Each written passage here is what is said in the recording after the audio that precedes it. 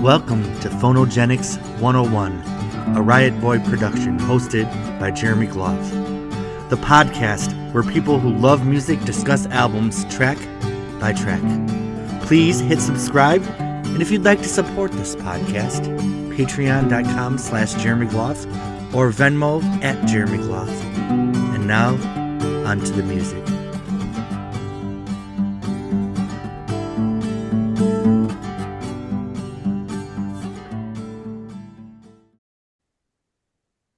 Hello, everybody. Welcome to Phonogenics 101. I have the Joni Mitchell family here. This is the freaking 99th episode. 99 episodes of this shit. Well, I guess you could say I have ambition, if anything. Thank you to the Patreon subscribers, many of which are here. I just renewed my Zoom bill, so it was nice to have that paid for. A little side note of self-promotion. I have a new album out called Road to Bartow, so thanks for those that have listened and are supporting that. I'm very pleased with the response. But tonight, I'm not Jeremy the musician. I'm Jeremy the podcaster, and we have a great panel here. Nobody here oh, there's my album. Oh, cool! Look, I'm not speechless. I'm like, oh, that's me. But tonight, we're talking about Joni Mitchell, and we are talking about the Archives 2. Look at this big old box. A lot of Joni Mitchell here. We have 5 discs. We're gonna go section by section. Sue's gonna do a song. Let's just start. Is there anyone wants to say general with their thoughts about the Archives or Archives 2? Anything general before we go into the section by section? David, then Chris. Yeah, I just want to say through just my general impression of listening to this, it's so great to see her just getting better and better and better. That's my general sense here. It's really nice to see that arc happening and to see her work. Cool. Mark? Well, I've really been enjoying the Archives. For one, seeing her process, and for another, when I was listening to one of the discs today from the volume that we're just going to talk about now, I found a lot of people have said Joni Mitchell was the soundtrack of their lives, and I kind of thought, well, yeah, I guess she was. But today I was hearing certain songs, and it was just taking me back and put me in a very reflective kind of nostalgic mood, I guess. But I love the Archives. I think they're great. Yeah, and definitely unexpected. 10 years ago, I never thought we'd have this treasure trove of stuff coming out and still coming at us. As for a little historical reference, the Archives 3 set was actually announced today, and we got our track listing for the next set. So we get another set of Archives, and on a much lesser scale of importance, but to us it's important. You get another podcast, listeners. All right, Bob, you're next. So yeah, of course, I love the Archives. I've been a fanatic Joni collector of all things bootleg and whatever I can get my hands on for years. And so some of the stuff on these Archives I've got, but not much. And a lot of the stuff on the second volume of Archives was Holy Grail stuff for a lot of us. So really, really cool. And, for me, I have to laugh because we all knew when she was told. Of course, Bob Dylan was releasing Archives, Crosby, Stills, and Nash. They're releasing all their demos and outtakes and alternate takes and stuff. And she's like, well, I would do that, but I just don't have anything. And we all knew that was BS. And now these Archives are proving it, the everything about it's great. The packaging is wonderful. The way the thing is annotated, the Cameron Crowe little booklet is a treasure to read. The liner notes are great. So yeah, I mean, it's wonderful to see. So Bob, just for reference, you would not call the Archives a cash grab? Not a money grab. No, this is necessary stuff that should be released to fans that that have her complete collection and don't need a green and purple dotted vinyl of Court and Spark. We don't need the third remastered version of Hissing of Summer Lawns. We don't need that. Yeah. But this stuff we need. And I need that Bob right there. Because I agree. All right, we have Sue and then Chris. I was so excited about this box set for one reason: the Carnegie Hall concert. Amen. I never heard that, and I heard about it for years and years and years, and I just really, really was, sitting on the edge of my seat waiting for that, and it didn't disappoint. It was just gorgeous. I mean, all I could think about when she was playing Little Green was her mother and father sitting in the audience, it was just so amazing. And she was perfect. I mean, she went out there and she did it, and oh my God, she was so great. Really, really a fantastic, snapshot of, her live, at the height, she was pushing out songs every like 5 or 6 a day. And, one was better than the other. And I just have to say that this body of work in part of Archive 1 and this one in Archive 2 were all the songs that I got from Bob that I transcribed for the database, So things like Come to the Sunshine and, Little Green and, because Little Green was actually written way before Blue. It was from, her cafe days, and all those tapes of, it's interesting that the Hebrew, is that how you say it? Hebrew concerts. We didn't never had any bootlegs of those either, did we? We had like, the Chessmate and other things like that, or the Toronto, shows, but I don't know if you ever heard that Hebrew one, but all those songs were just so fantastic, and to listen to them, to the ones that she coupled because of the tunings, like she always played Marcy with Nathan Lafreniere, and she always played, Little Green and Circle Game.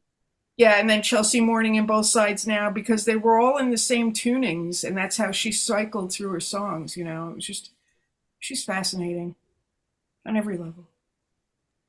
All right, we have Chris and then Paz. Yeah, Sue, you brought up a really good point though about, certain pieces of this that we kind of knew about but didn't know about, but there was one that kind of elevated this and got everybody completely jazzed because we thought it was lost forever, and that was the tape that was recorded by Jimi Hendrix. When that was announced, it was going to be part of this set. I think we all had to walk around our own jaws because they were all on the floor.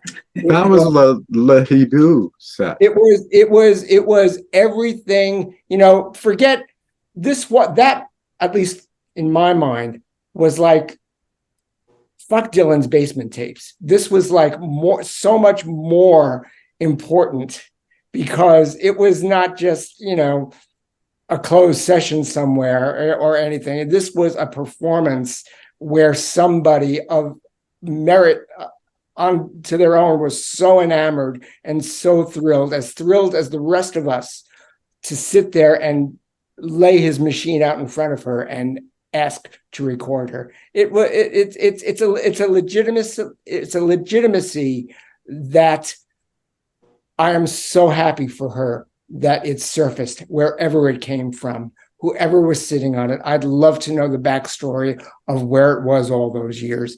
And I don't recall it, really being discussed much. So if anybody has anything, please let's share it tonight. All right, next we have Michael Paz. And would you like to tell the audience about the shirt you're wearing right now? Sue's wearing hers too. Mine went from Louisiana up to St. Paul, Minnesota for some reason. Took a little detour. Why did you do that? Story of my life. Things just kind of go their own way. It'll get here. Weird. Yeah, so these are the shirts from the JMDL Goes to Joni Jam at the Gorge. And we had the idea to do it, and I pitched Freda on it, and she did it. We thought about doing the names of all the cities of people where people came from, cities, countries, states, and so on. So yeah, we've got stamps of many countries on the back of the T-shirt with a lot of damn cities. I don't think we got everybody, but it was fun, and yeah, it was a fun project, and we finally got most of them out the door. There's a problem with a So they'll be mailed hopefully when we get the rest of the order in. But anyways, I'll comment on what Chris was saying. I was one of those people that was just so thrilled to find out that yes, they had survived those recordings, and they're stunningly good. Despite the fact that Hendrix, that was a new machine, and he hadn't spent a lot of time with it, and all the adversity that can go with recording the live show. It's just amazing that they came out that good. I wanted to ask a question about when is the first time that we heard we would just talk "Come to the Sunshine" and those songs, all those songs that, because I think the first time I ever heard that song was when Christina did it on "The Quiet of Knowing." A lot of those songs, it was the first time I'd heard those recordings. But when did that surface? There were a couple of tape trees that had that song on it. Yeah, know. second fret Yeah, the sessions. second fret, yeah. Well, that's right, and I do have that. So yeah, I didn't remember it. Yeah, but yeah, I quite like it. Beautiful song. I quite like Christina's version of it. I really like that album a lot. I think Blackburn and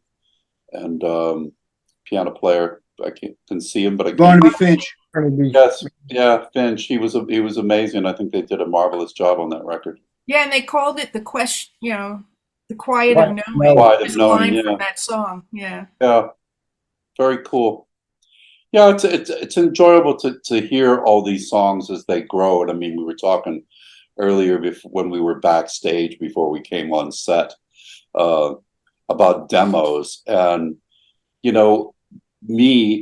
when I first discovered the Beatles archives of recordings, there was a company out of Germany that was doing bootlegs before the anthology ever saw the light of day, and they were called Swinging Pig, and they were cassette tapes, and I must have probably a dozen or more that people were exchanging, and a lot of the stuff that made it into the anthologies is on there. But I love hearing alternate versions of stuff and stuff before they actually were recorded.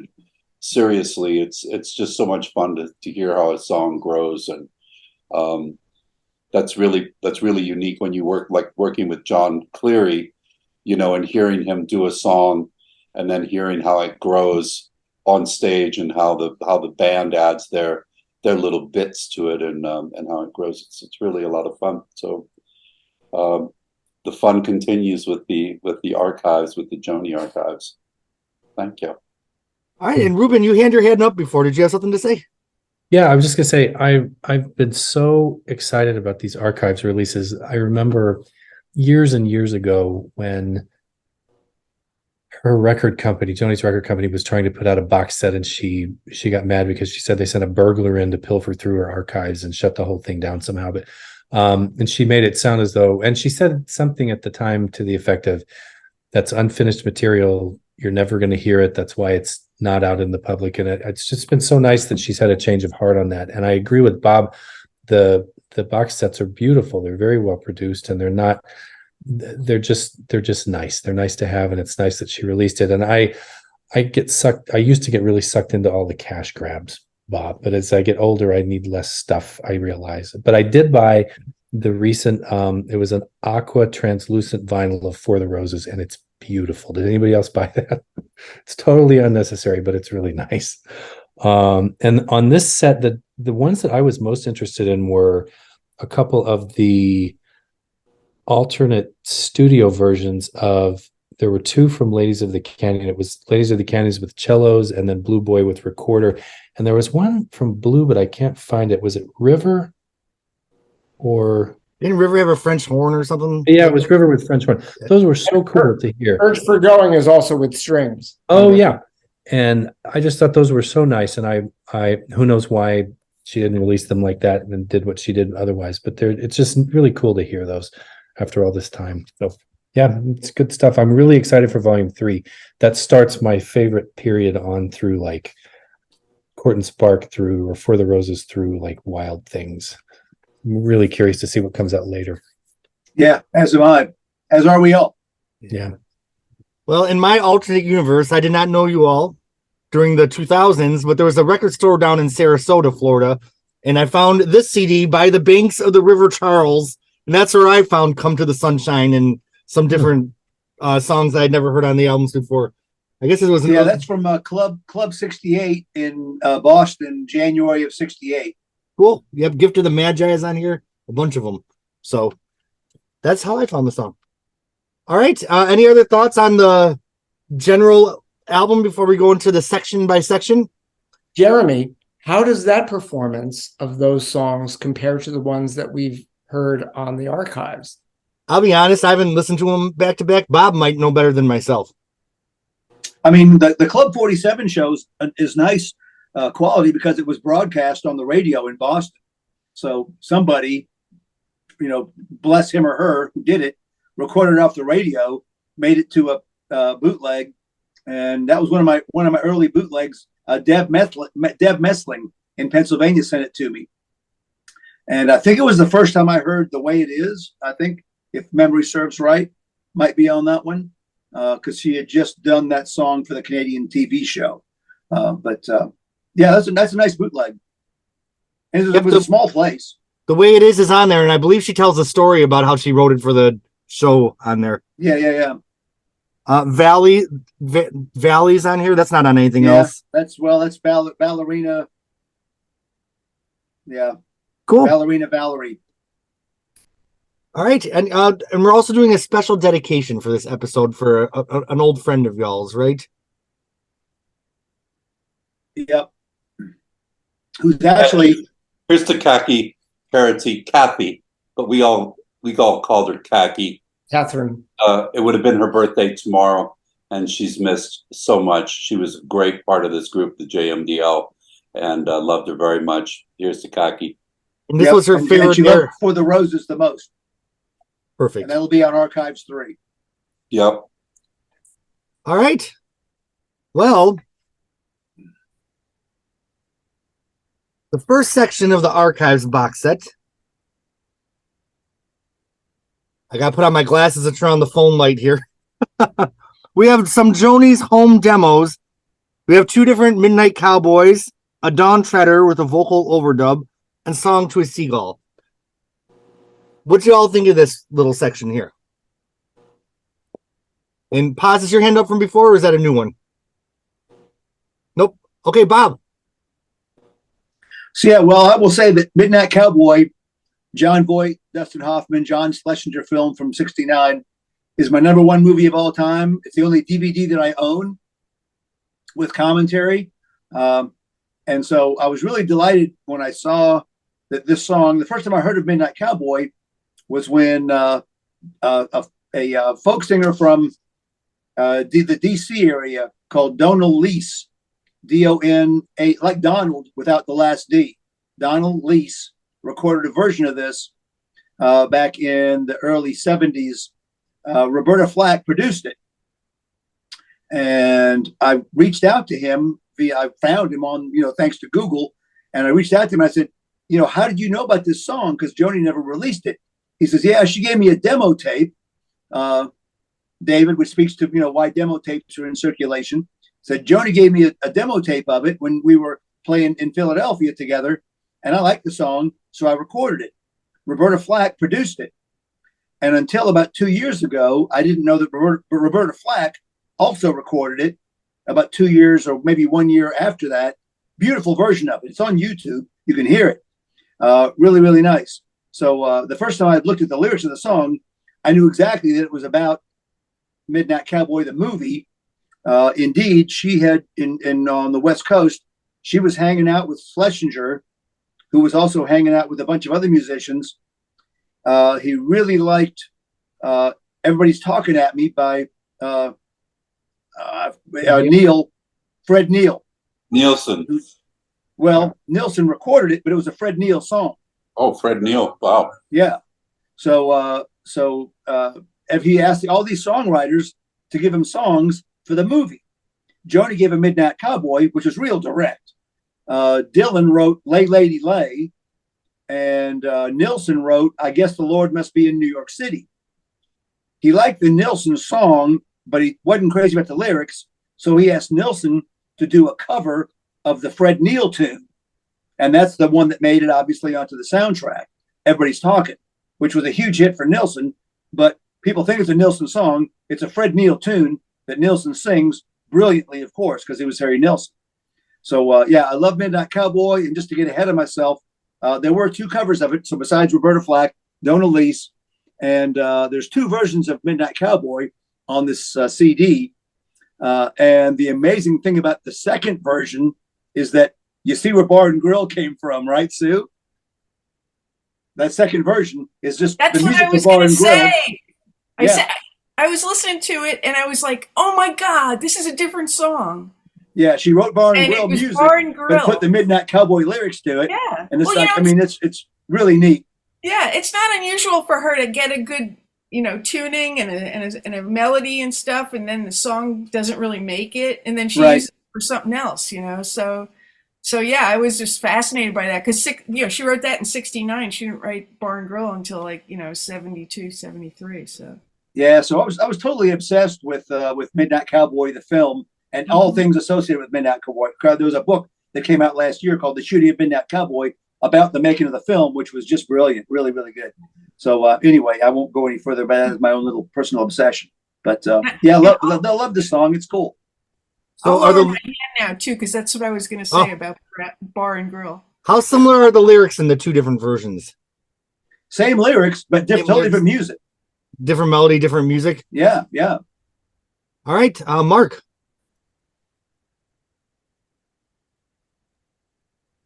I think that Joni was too literal with Midnight Cowboy. It was too direct. A film theme song or whatever usually doesn't give away most of the plot of the movie. But I do like the song. I like Roberta Flack's version of it actually better than Joni's. I think Roberta Flack did a beautiful job with it.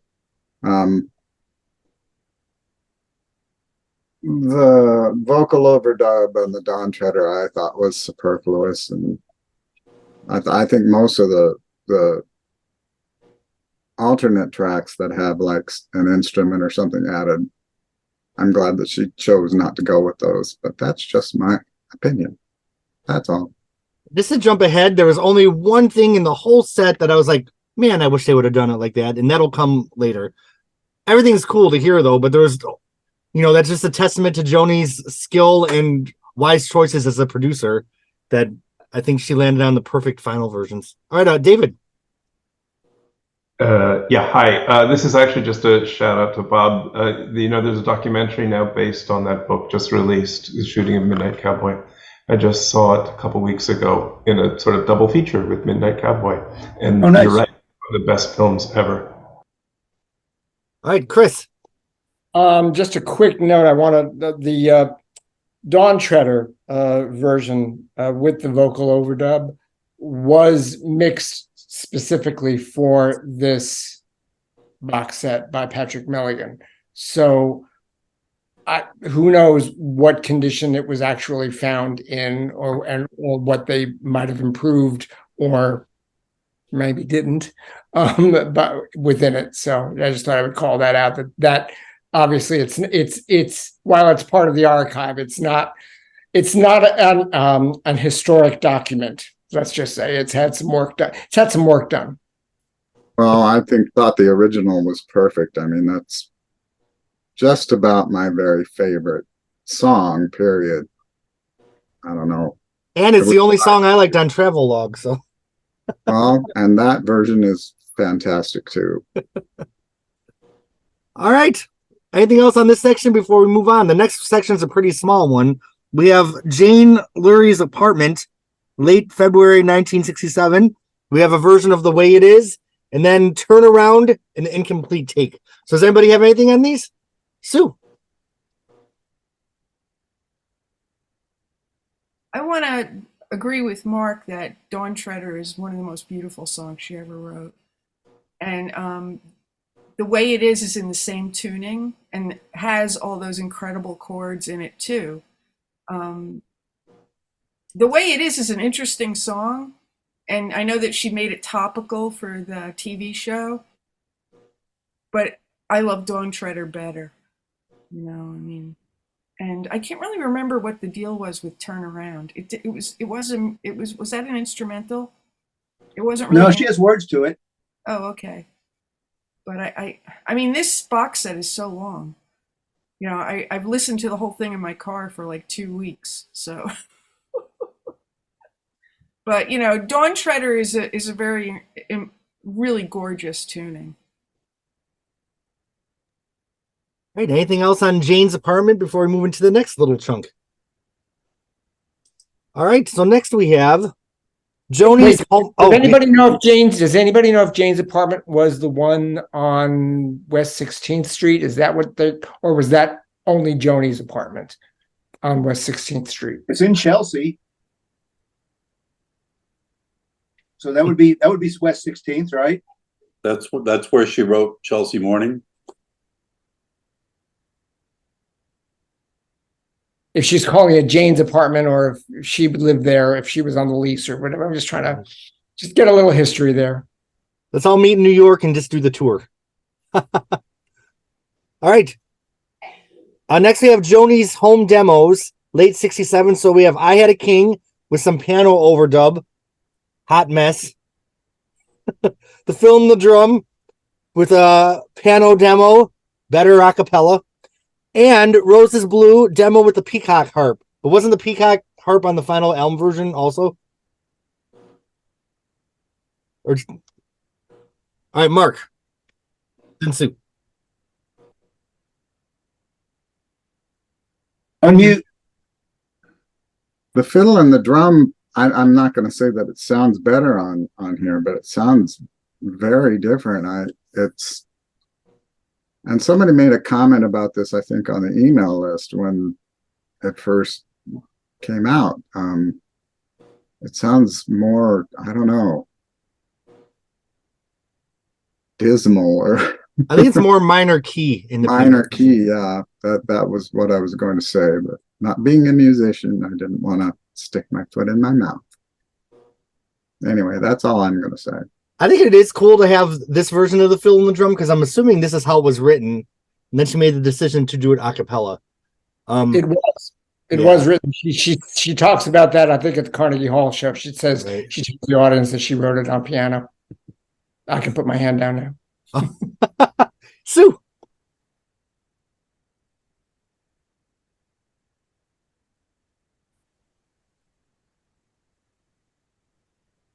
Unmute, Sue. You're muted. I didn't like the fiddle and the drum with the piano. And, you know, I always wonder if it's because I love the regular version so much. So I'm kind of dissing any other version of it, you know. But I don't know. Maybe that was the thing about it being more in a minor key. But I think that it's so dramatic when she does it a cappella, you know. And yeah, and the whole thing with the peacock. That I always thought that was some kind of stringed instrument, but it's actually some kind of keyboard, isn't it? I don't even know what it is. What's the instrument that's used in the final album version? Is it mandolin? Or I thought it was the same instrument. It sounded the same. I think it is the same instrument, I'm pretty sure. Yeah. Yeah, it's just like one of these weird harpsichord types of things. I don't know what it is, but it's kind of weird looking. All right, we have Bob then Ruben. So of this little set, the only thing I really enjoyed was the piano on I Had a King. That sounded nice to me. I think the fiddle and the drum, as Sue said, works much better a cappella. It lends itself to much more a dramatic piece presentation than it does with an instrument. That's it. Can I ask you a question? Is it highly personal? Well, I'm not going to use. I did want to ask you something highly personal, but I'm not going to do that now. Oh, there goes my ratings. Okay, hello. I miss Bob. I haven't seen him for a while. I'm sorry. I know it. But she is my Joni wife after all. So anyway, did she play the piano in that? In the I Had a King version? I'm sure so. Yeah, and then well, she played it. There was a piano on the version on the album too, right? No, no, I don't think so. No, I No, don't it no. was think There was so. all another song where there's a piano. There's some kind of piano on Night, the Night song. in the City. Night in Night the in the City. City. City The has city. That's piano. what I'm thinking about. Okay, yeah. Did she play I, that one? I Had a I always King thought she has did. such a gorgeous guitar part on it that I can't Oh God, imagine yeah. that one any other way. Oh, I Had a King is amazing. Yeah. I thought the piano and I Had a King is like she took some cymbals and was just walking through the room making a lot of noise. That's what it sounded like to me. It did sound like that, yeah. Okay, we have Ruben and Chris. I was just going to say about the piano on the I Had a King. I thought it was distracting and inferior compared to the album version, but it's a great song. I love that song in any version. And I love having this version so it can be like, oh, Joni made the right choice. Like I do love getting to hear this crap. I think it's cool. Chris. Well, I do hear. I think I agree with Ruben about the piano being distracted. The album version, the guitar arrangement, I hear chimes from a church. When in that arrangement, there's bells ringing and tolling mournfully, and at the same time, almost in celebration of a wedding. It's a really, really evocative guitar arrangement. It's fine. I really enjoy it. I did want to call out though, the reason for me putting the hands up was that two of these were remixed or mixed by Patrick Milligan for this set. That is I Had a King and Roses Blue. So again, these have had a little bit of work done. I guess Joni didn't think that they were suitable for release in the condition they were unearthed. Wow. And I wonder if some of them were just on master tapes that were never even mixed down. That is also another possibility. So it's cool that Chris, I'm glad you're throwing that in the conversation. That's really interesting. Sue. I just want to respond to Chris as far as I Had a King, the way she plays it and hearing bells and stuff. She's got it on the capo on the 7th fret. So everything is way up on the string. So yeah, it does sound like bells. It's incredible. All right. Any other thoughts before we move on? Yeah. Hey, I've done my quick Google of peacock harp, Oh, and good.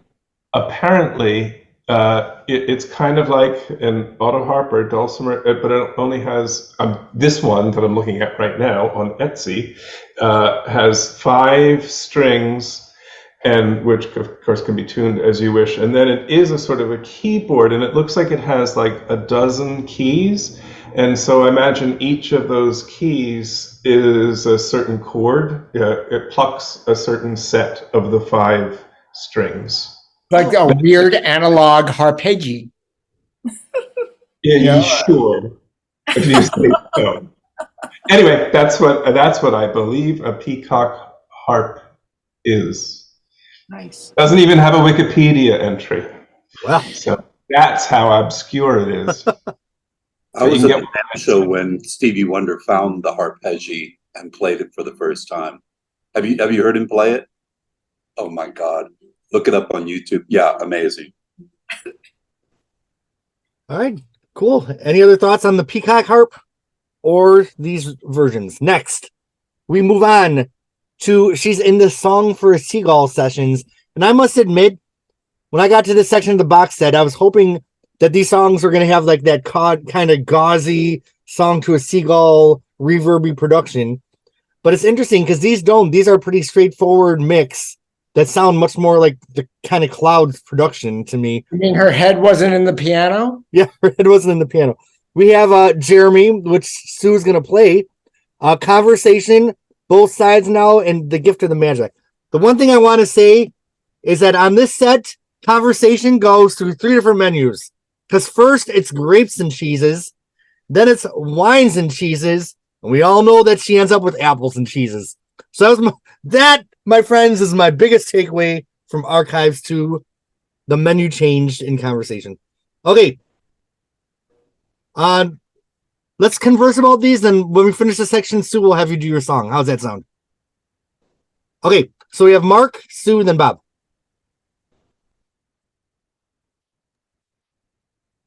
I think Jeremy is an amazing song.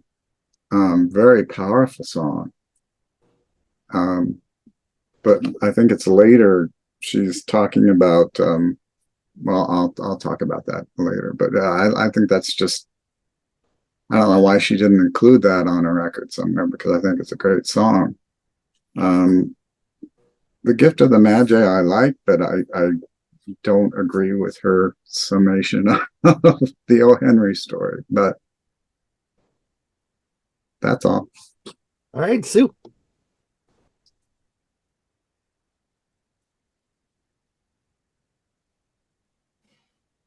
Yeah, so Jeremy, I wanted to hear this song for so long.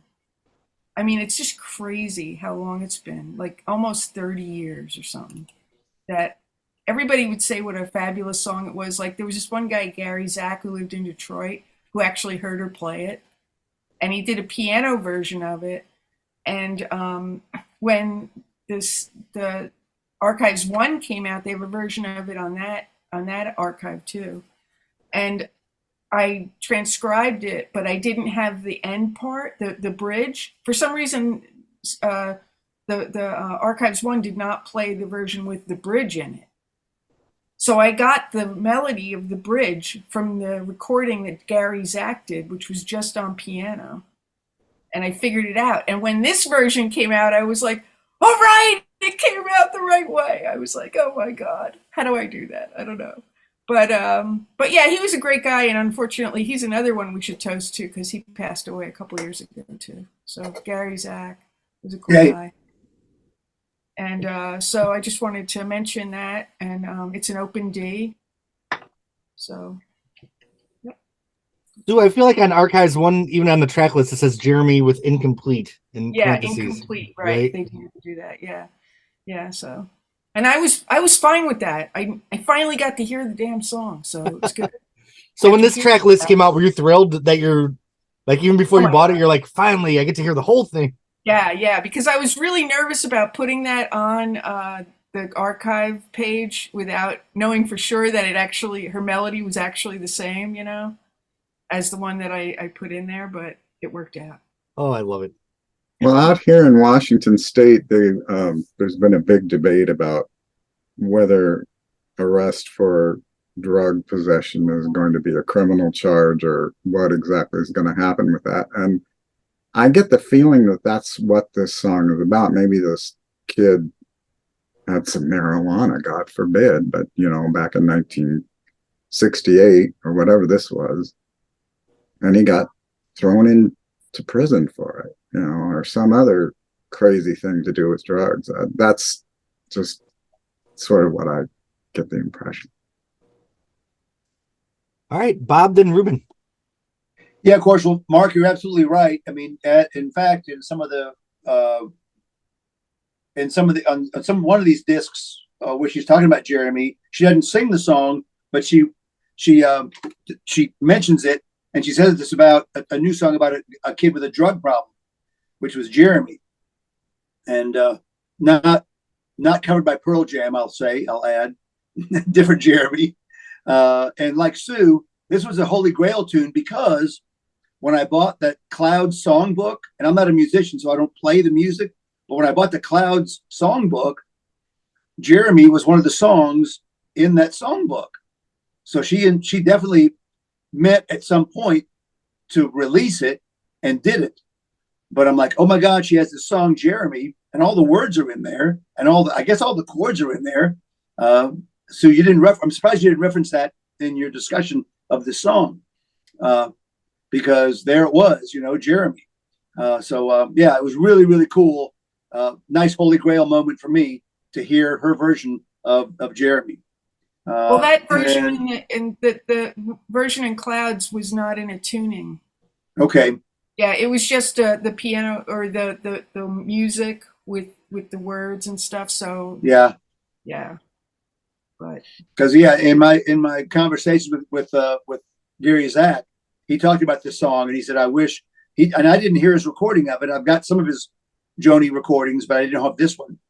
But he talked about this song a lot and how he wished he had a version of Joni singing it so he could do it in in her tuning. And then, yeah, like you say, Jeremy, Jeremy, with Conversation, these early versions of the song, she had the whole extra verse and stuff in there. It was a much longer song. Right. And the friends are friends forever stuff. All right. Ruben and Chris. I was just going to say, confirming what Mark said, I remember an article from the 80s when I was in high school. I would spend my entire lunch hour, and then I had a free period afterwards in the library, going to microfiche and getting the librarian to get me copies of Joni Mitchell articles from anything I could find. And one of them, I remember, I still have them all somewhere. I should dig them out. She was asked about her early work, some conversation about her early work, and she said, there's a really nice song from my early period called Jeremy, about a kid who gets busted for pot. And like Sue, I'd been waiting all these years to hear the song. And I just figured we never would, you know? So it was great that it finally appeared. I did the same thing, Ruben. Did all the microphone. I had like a Joni Mitchell scrapbook. And I do remember saying that because my name's Jeremy, and one of my other favorite singers, Donna Summer, had a song called Jeremy too. So but I finally got to hear Joni's version. Sorry to tell everyone it's not about me. Chris, you're next.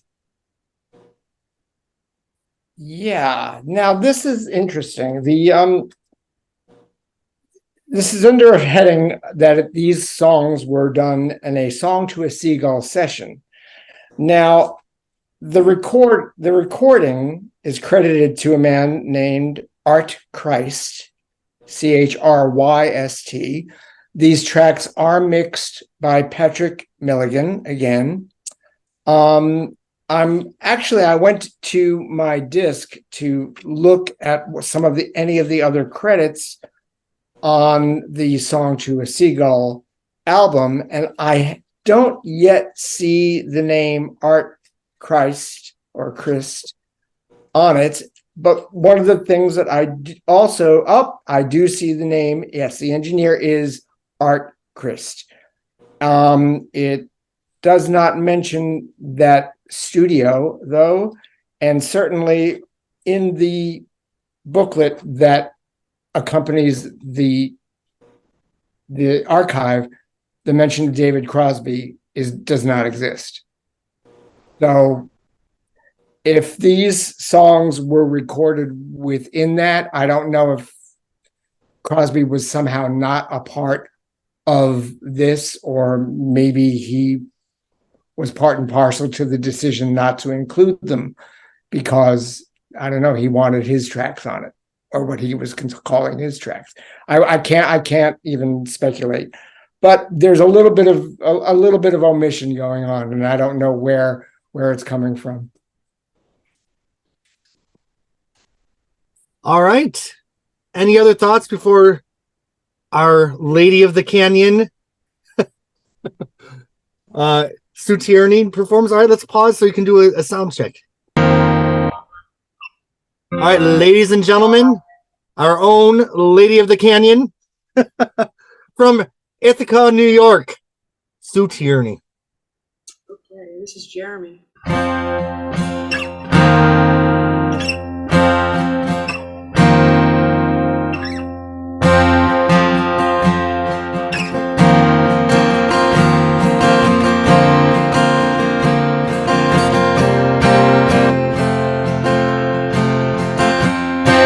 Thank you.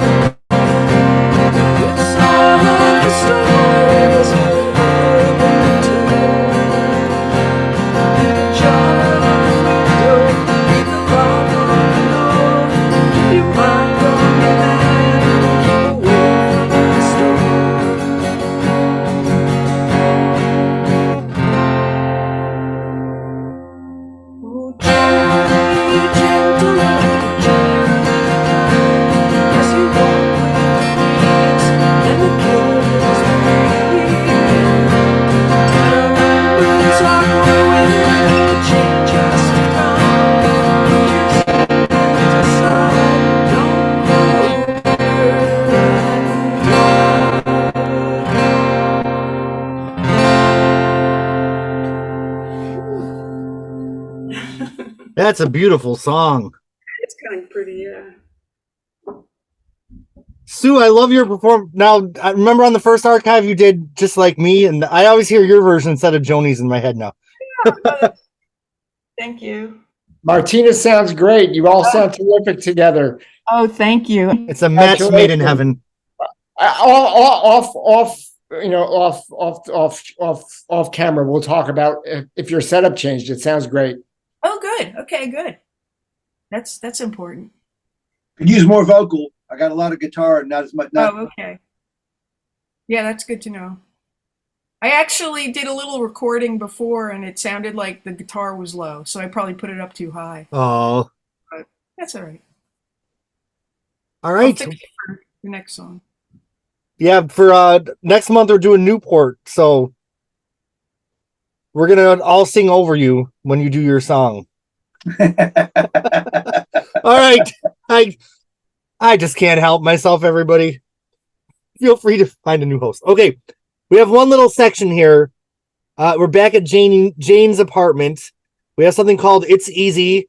No, it's not about me. And then we have something called Another Melody. Anyone have anything to say about? Okay, Bob. So obviously these are works in progress. They're sketches. They're fascinating to have. It reminded me of here in Greenville at the Art Museum. For a while we had the world's largest collection of Andrew Wyeth paintings, and they would do an exhibit once a year where they would include sketches and pre-works of some of his famous paintings. And it was fascinating to me to go look at what he would do before he did the final paintings, and he'd have notes about the color, and this figure needs to be here, and add this here, and add more shade. And to me, these two songs are like that. They were sketches of things that obviously never made it anywhere, but maybe she pulled something from them, a lyric line or a melodic line she used elsewhere. This is the kind of stuff for me is archives gold. That's all. All right. Any other thoughts on this little section before we travel on to the Canterbury Coffee House? We have a couple songs there. Jeremy's back, and then the first appearance of Songs to Aging Children Come. Anything on these little performances here? Sue?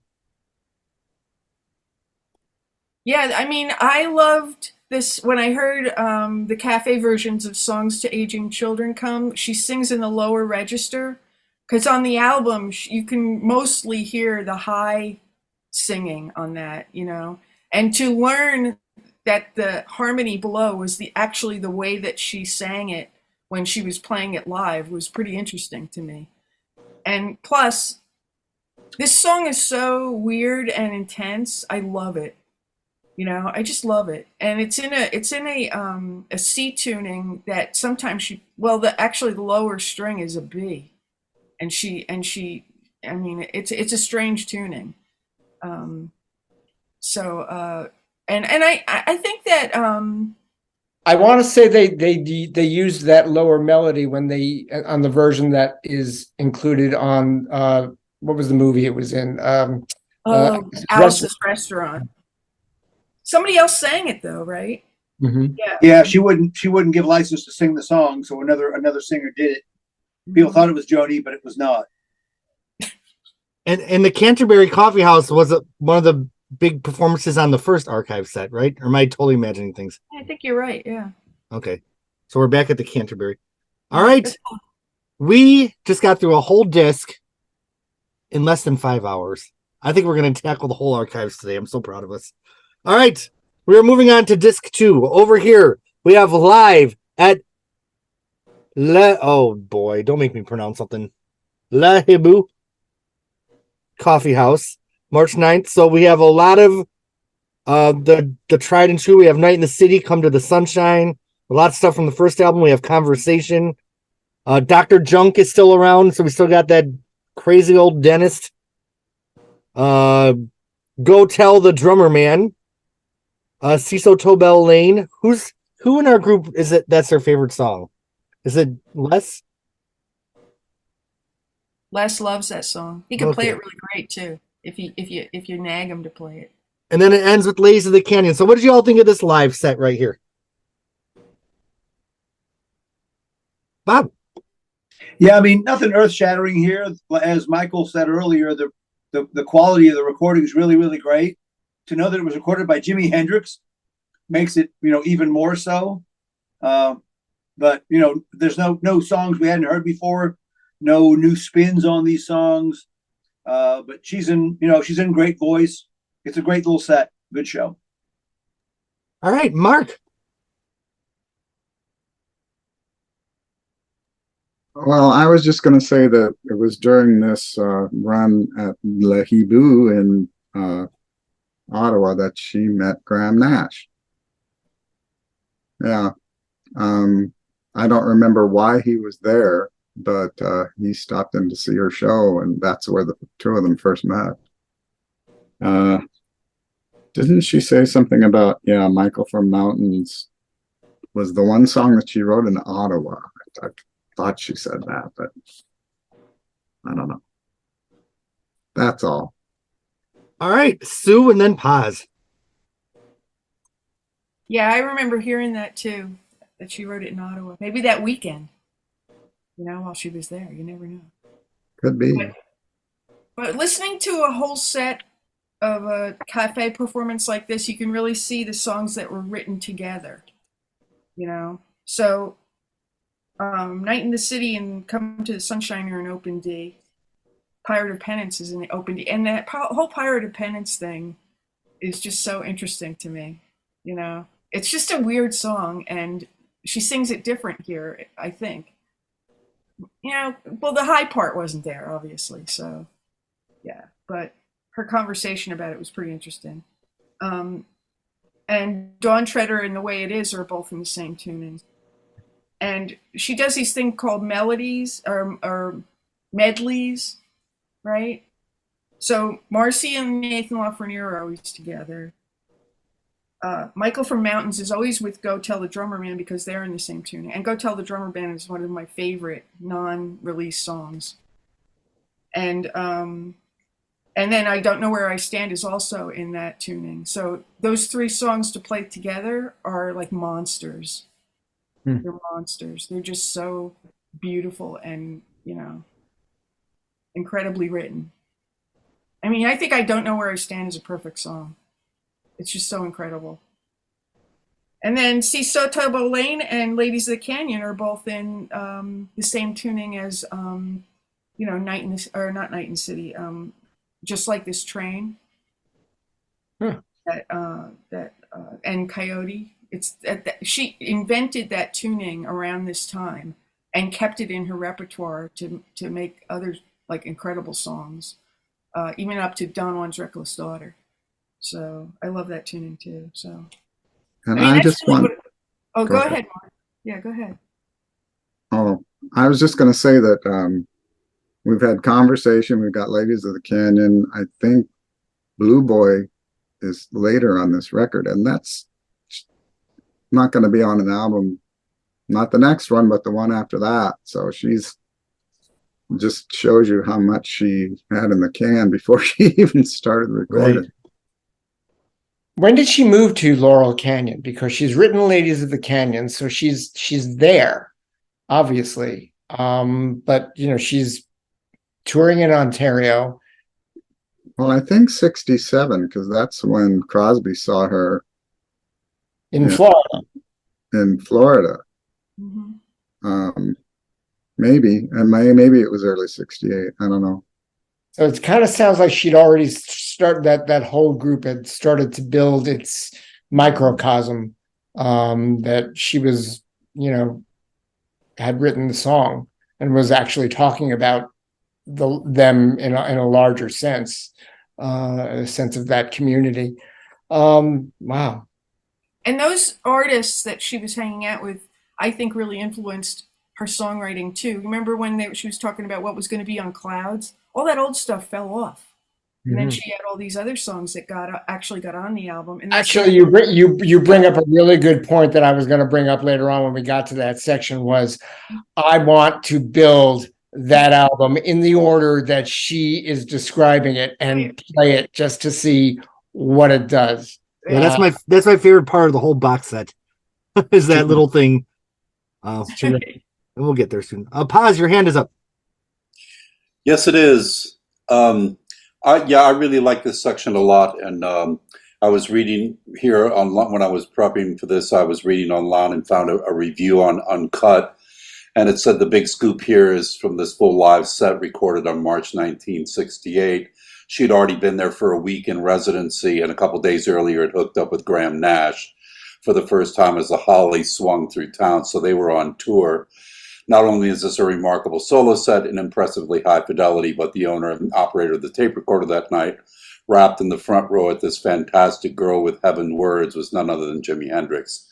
So when I originally heard about about these recordings and that Hendrix had recorded with her, part of that story was that they had gone back to her hotel room with the recorder and that they actually recorded together. So as much as I was elated that we got the live performance of Joni recorded by Jimi, I still think that there's some other stuff out there. This goes on to say that in his diary, Hendrix described the tapes as marvelous sound on first show, good on second.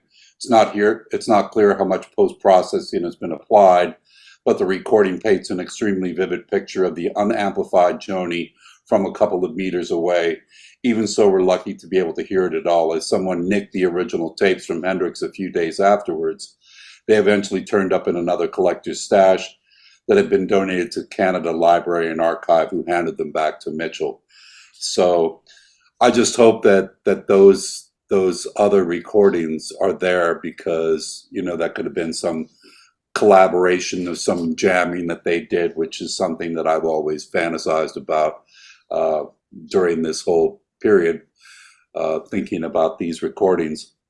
I also want to say that the very first time I heard Joni's music, I was in Paris in '71, and the first songs I heard were Michael from Mountains and Marcy, who were sung to me by a lady named Julie, who I met when I was on that trip and was in Paris for several weeks.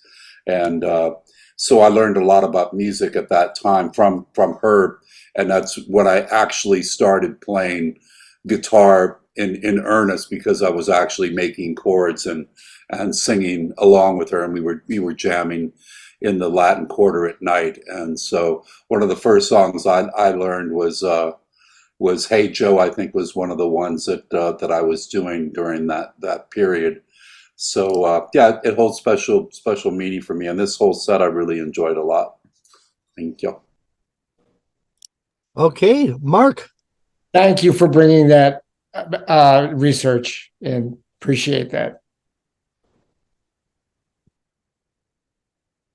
Well, I just wanted to add that here or in Seattle, at the Mopop Museum, the display case where they had the Jimi Hendrix artifacts, and I haven't been there for a long time, so they may have changed it, but his diary is there, and it's open to the pages where he describes that night, meeting Joni Mitchell, the girl with heaven words, and how he kissed her goodbye.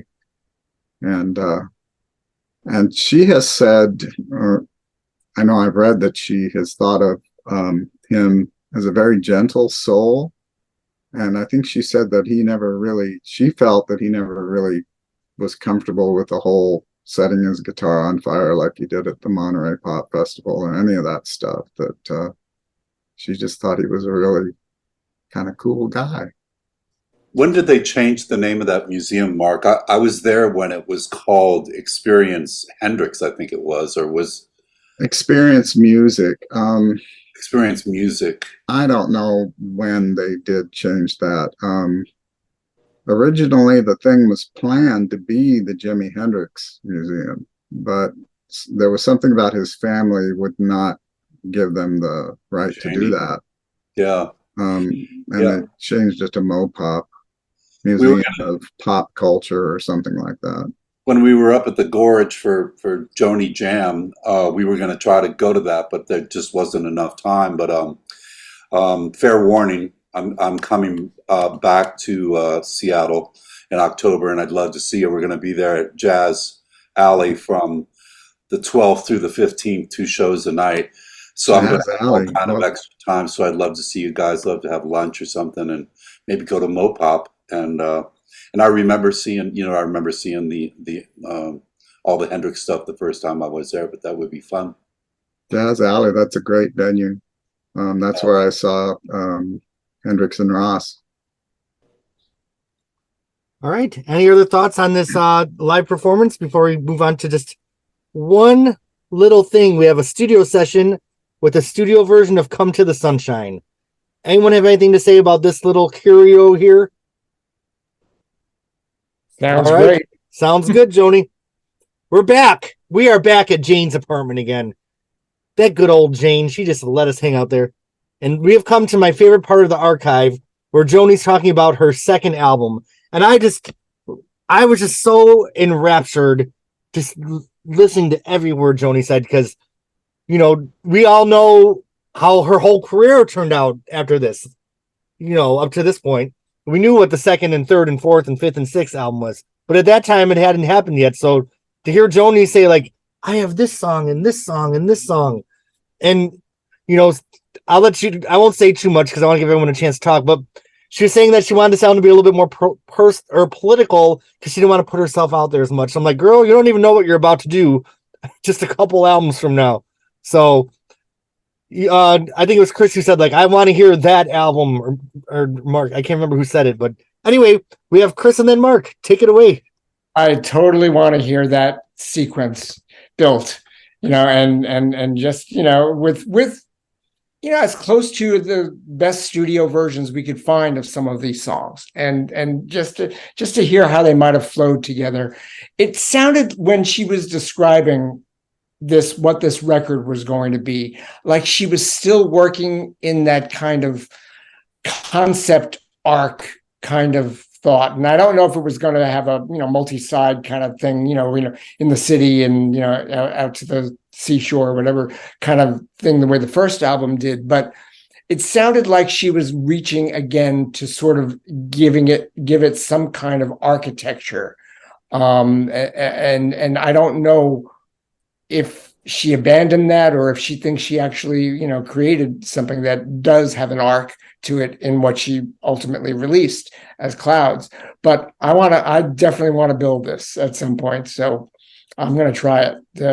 I've got time, so I might as well use it. What was the song? Because she talked about Jeremy on there, that she said there was another song that was the other side of the story. Does anyone remember what song she said that was? Is it something that she's recorded or that we've heard? No. All right, we have a conversation. No, I feel like it was something I never heard of before. All right, Mark and then Sue. Well, I just listened to it last night or earlier today, and she's going through this whole list of things that she's covering in the record, like everybody has said. And she says at some point, she says, "We've got drugs," and somebody in the room starts to laugh. And I don't remember. Couldn't make out what they said after that. But I just wanted to comment on the remarks she makes about Lambert, Hendricks, and Ross and Pirate of Penance. I had never thought about it before, but she's singing those really rapid fire lyrics like they used to do. And Annie Ross and John Hendricks were just amazing when I saw them at Jazz Alley. But then I listened to Pirate of Penance. I thought, oh, that's what she's talking about. So I thought that was pretty cool too. And then she also said, she's like, well, I can sing Twisted. Then she started singing Twisted, and history has shown that she went on to record her own version of Twisted just a few albums later. Mm-hmm. So there's so much to dig into here. All right, we have Sue, and then they were her Beatles. She has said she loved them, and I do too. All right, Sue, and then Chris. Yeah, I mean, I was talking about that before, mixing it up with the other set, which when she was talking about Hendrix and Loss, about the way that she sang Pirates of Penance, because it was, and even when, you think about the demo that we heard today from Help Me, that song is really hard to sing. And People's Parties is really hard to sing too. And all the rhythms that she gets when she sings from Hendrix and Ross, are probably the reason why she can sing these complicated songs with complicated lyrics, and that's fascinating to me. And the whole I can't remember every song that she mentioned that never made it onto Clouds, but when she went to I think I Understand, I went, oh, thank God she didn't take that one off the album. Because when I think it was when Chris was talking before about the type of album it was, I was thinking of, in those days, people were making concept art albums, with themes and stuff like that. So it wasn't unusual. And I always think of Joni, because of Clouds, that she was kind of prog, and people like kind of look at me cross-eyed when I say that, but I really believe it. She was into the Tolkien thing, and she wanted to make arty type of albums. So, but Clouds, I'm so glad that it came out the way it was. Maybe it would have been nice to have Jeremy on it, but well, but when I she think, recorded, I'm yeah, sorry. Go ahead. No, you go ahead, Sue. Finish what Oh, you're going to say. I was just going to say about Fiddle and the Drum. That was a good political song that stood up, I think, with the a cappella. So some of her other political songs. Well, I was just going to say, when she did Goodbye Pork Pie Hat on Mingus, she was doing what Lambert and Hendrix and Ross did when they did Vocalese. She was taking a piece of instrumental jazz and putting words to it. And they did a whole album of Count Basie stuff, a whole album of, oh gosh, there goes my brain. Duke Ellington, and amazing stuff. Oh, go ahead, Chris. In that section, when she's talking about it, I breathed a sigh of relief. I mean, I'm impressed that her friend Marcy can pace with her and they sing Charleston Alley. I can't even keep up with that one. But when Joni admitted to, oh, I could never do Cloudburst, and I thought, oh my God, she's human. This is because Jon Hendricks just is preternatural in that. I cannot understand how anyone can move their tongue that fast and coordinate their lips to form those words that quickly. Do you know who does a killer version of Cloudburst though, Chris? Are the Pointer Sisters on their first album. It's so good. Oh, I have to pull it up again. Yeah. Joni also does a classic Joniism where she is talking about one of her songs here, and she gives it a much longer title than it ends up with. Because then she I have a song called I Think I Understand, Fear is Like a Wilderland. And then didn't she call Fiddle and the Drum and So Once Again? Yeah. A little section.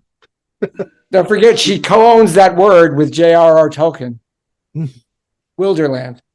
That was they agreed to share that word. Aw. All right. Anything else in this little thing before we move on? All right. Next we have a BBC broadcast where the John Cameron group joined her for some group versions of Chelsea Morning and Night in the City. And then she does a version of The Gallery. I thought it was really interesting to hear a band behind her. I felt like it was like an open mic night. One time I was at an open mic, I was about to one of my songs, and someone started walking towards the stage with a bongo. And I just said, just turn around. I don't want you up here playing with me. Because I just feel like it always sounds just like a hot mess when these people show up with their instruments. I just told them, turn around. So I wonder if Joni got hijacked here. We have Sue and then Bob. Actually, I want Bob to go first because I wanted to ask him if this was the stuff that was brought to one of the Woodstock Joni Fests. Remember, a couple of guys came and had some bootlegs of Joni with some orchestra behind her. No, that wasn't that. I think Oh. Joey McGowan showed up with the Siegel Schwall stuff. Oh, okay. Yeah. Yeah, and that should have been on Archives 1, but Joni hated it, so it wasn't going to get released. Oh, okay. This Top Gear stuff I actually had way back when, and I always liked it because you know the songs, but to hear all the additional colors on the song for me was interesting. You know, did I wish Joni published the songs this way? No, I like what she did, and Joni's sense of what works and what doesn't is immaculate. But did I enjoy these tunes? You bet, all of them. They were great with the flutes and the little backing band and stuff. I really like these tunes. It's cool to have it. I mean, it's just cool to have this stuff. Yep. All right, Chris. I think the only I don't mind two of the three with the extra instrumentation. I really don't like what they did with Night in the City. They wrecked the rhythm for me. She has a slink in it that they're not following it or grooving with it at all, and they're just they're blocking it out for her. And I'm actually surprised she included it. All right. Any other thoughts on this little section here? Does anyone know who the John Cameron group were? He says on the disc he introduced all the musicians, and I think it was John Peel, who's a very famous DJ in London, that did the introduction, and he names all the musicians. So if you're interested, it's John Cameron is a harpsichord and piano. Harold McNair is on flute. Tony Carr is on drums. Kenny Baldock is bass, and Dave Cousins is guitar. That's the John Cameron group. You know all those guys like 30 years later, oh, we played with Joni Mitchell once. Yeah. All right, let's move on from John Cameron. We are now. Do we need a break or are you all good? Because we're about to get into some serious shit here. We are arriving to Carnegie Hall. This is the full concert, right? And even though it's split up between two discs, let's just do the whole concert, right from the opening of Chelsea Morning through the closing of Urge for Going. This is a historical document. These live versions, I'm so used to the studio versions. Now, these live versions aren't a whole world of difference from the studio versions, but there is a different kind of life in them. And she's spot on. I know it goes without saying, like, no auto-tune here, but no auto-tune here. This is just some historic shit. So, Bob, your hand is up. Say it much more gracefully than I can. And then Chris. Well, I'm not sure I can do that, but all I will say is this was, again, a holy grail moment. I'd not heard. I knew about this show. I literally wept my entire way through this show because Joni's in her prime.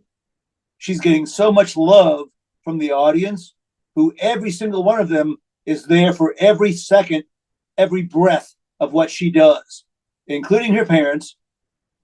And she's always played to an entire audience. She's not just played and let people get up and walk around and get popcorn or whatever. She wants them to be wrapped. And they were all wrapped every microsecond of the show. She's totally on every single song. The love and the applause. I'm getting choked up now just thinking about it. The love and the applause that she gets here is such a what I want to say, a stamp of approval on her career and where she's going, that it's a monumental show. I mean, this is just amazing. And of course, the sound is incredible. So this is, I mean, if you're a Joni fan, this is a must listen to, must have. And, I'll pull this disc out and listen to it again and again because it brings me so much joy, because that's the word that overrides the entire show is joy. She feels the joy. She's got letters on the stage and candles and gifts. And this is when I could be wrong, but I mentioned her career totally pivots and she realizes, hey, I'm at Carnegie Hall. My parents realize I'm legit. I'm a thing. And she is on her way, baby. I love this. I love this Carnegie Hall. It brings me to tears. And didn't it get a standalone vinyl release? Just the Carnegie Yeah, I Hall think stuff? all these CDs did. And also, this is the first appearance of Hunter, right? As she performed it in this set. That could be right. All right, we have a lineup of Chris, David, Mark, and then Sue. I want to agree wholeheartedly with what Bob said. She did so much right, and this was so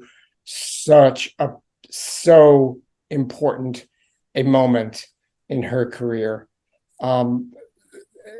Just the glands involved with walking out on stage at Carnegie Hall and saying, "Yeah, I recently started playing piano again, and I just wrote this song," and trying out Blue Boy for them. I mean, is incredible. I mean, the confidence, but she doesn't chip a note the entire night. She's completely on every pluck of every finger, every strum.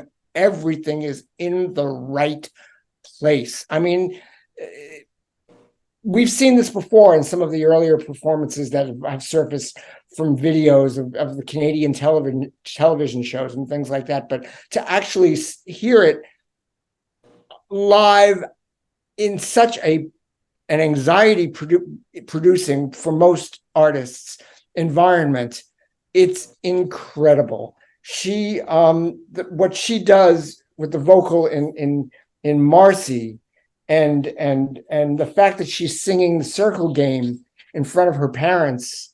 I mean, you know, Brandi Carlile calls that her bravest song, and the idea that where my heart goes in this is her parents are there, she's there, and her daughter's there.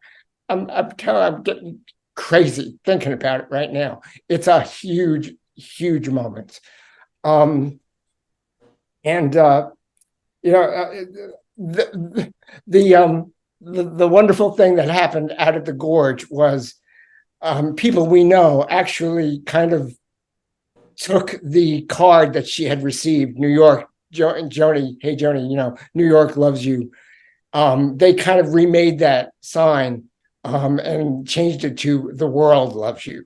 And so it kind of like went full circle. And it, again, that was one of those moments that you had to be at the Gorge to know about, and you had to know about this show to see it come together. And I think it's just a beautiful thing that we can all share. Thank you for that, Chris. You're getting me a little bit in the feelings. Okay, David, Mark, Sue, and then Paz. Yeah, I first have to agree with what everybody has said. It's jaw dropping. I mean, it's like she can't do anything wrong here. Every fucking, it's just great. So anyway, so as a performance, it's like, oh my God. And also, I was thinking, it's like this is the first time, I think, or at least when I was listening to it, I was thinking she's really learning to use her voice as an instrument now. She's really working with her voice for the first time. I don't know, it's the first time I noticed. So that's all I got to say. Except I just want to say again, it's like touched by God, kind of. It's one of those moments, unbelievable. I hadn't. Bye. Now, and you know, this just sat in a drawer somewhere. So I'm so glad for these archives coming out because this is essential, great stuff. All right, Mark, Sue, Paz, then Bob.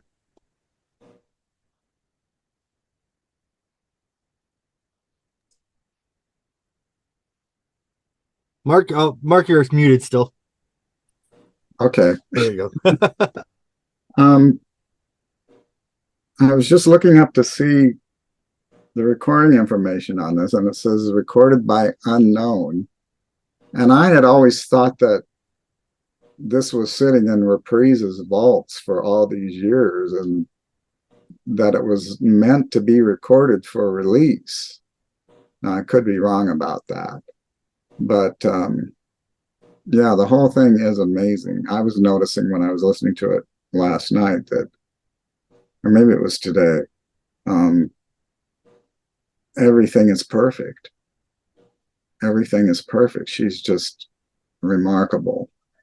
And Sue said something about Marcy, and what one thing that struck me was she hits the note to the C, and she holds that note forever.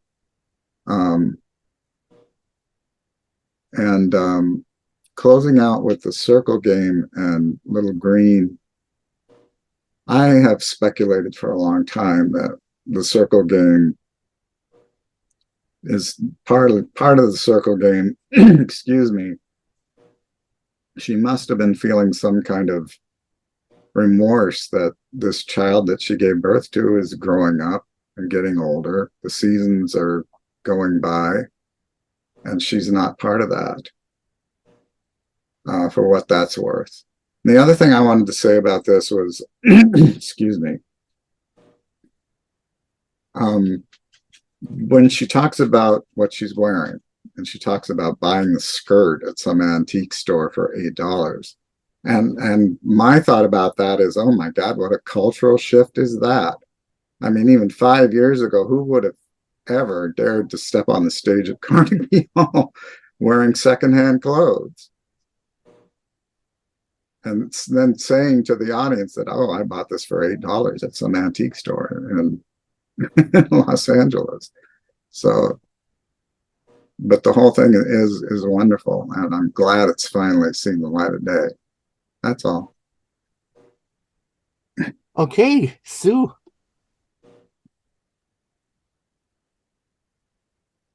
Yeah, I mean, the whole thing about why this wasn't released, I mean, the only thing I can think of is that Joni didn't want it released for some reason. Because why would a record company not put this out? I mean, it just doesn't make any sense. It's like it's like everybody's saying, it's like a perfect. Yeah, I couldn't figure that out either. Yeah, I mean, and like I said, I may be wrong.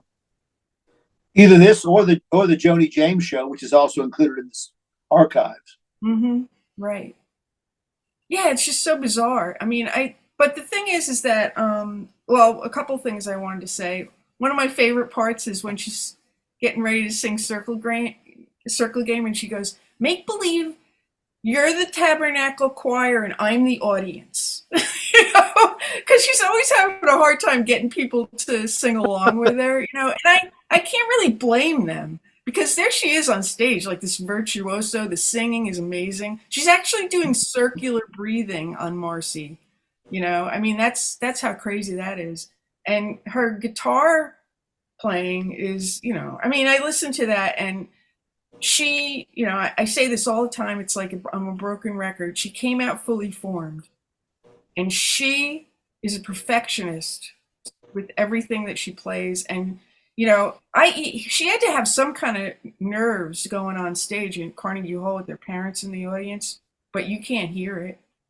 You know, she's calm. She's telling all these funny stories. You know, that's just, I mean, that's just how she was. She was a complete entertainer in the way that, you know, she wanted to engage the audience, not only with her music or singing, but also her funny kind of folky stories that she has, you know, and unbelievable. I mean, yeah, I mean, as soon as I found out that this was something that was out there, I wanted to hear it. You know, it's just so crazy that it took so long. All right, Paz, you're next. Yeah, it's hard to compete with the gushing that's been done so far and the emotional and heartfelt displays that I've heard, and you know, it really is remarkable. I love this live recording. It's definitely very close to the top of live recordings that I've heard, and standouts for me, a song about the Midway and Marcy, because it's a, you know, it holds a special place, in Blue Boy and so on and so. But what I was thinking about listening, you know, to y'all talk and sort of reliving the times that I was at Carnegie Hall, the first time I was there was with Preservation Hall Jazz Band, and we were doing the 50th anniversary of Preservation Hall, and the cats in the band were, these guys are seasoned professionals and they were doing fine, but we had Del McCurry and we had, a lot of other guests that also were seasoned professionals, but there was a couple of artists that were from here at home that were like, they hadn't recorded their first album yet, but they were sort of trendy at the time.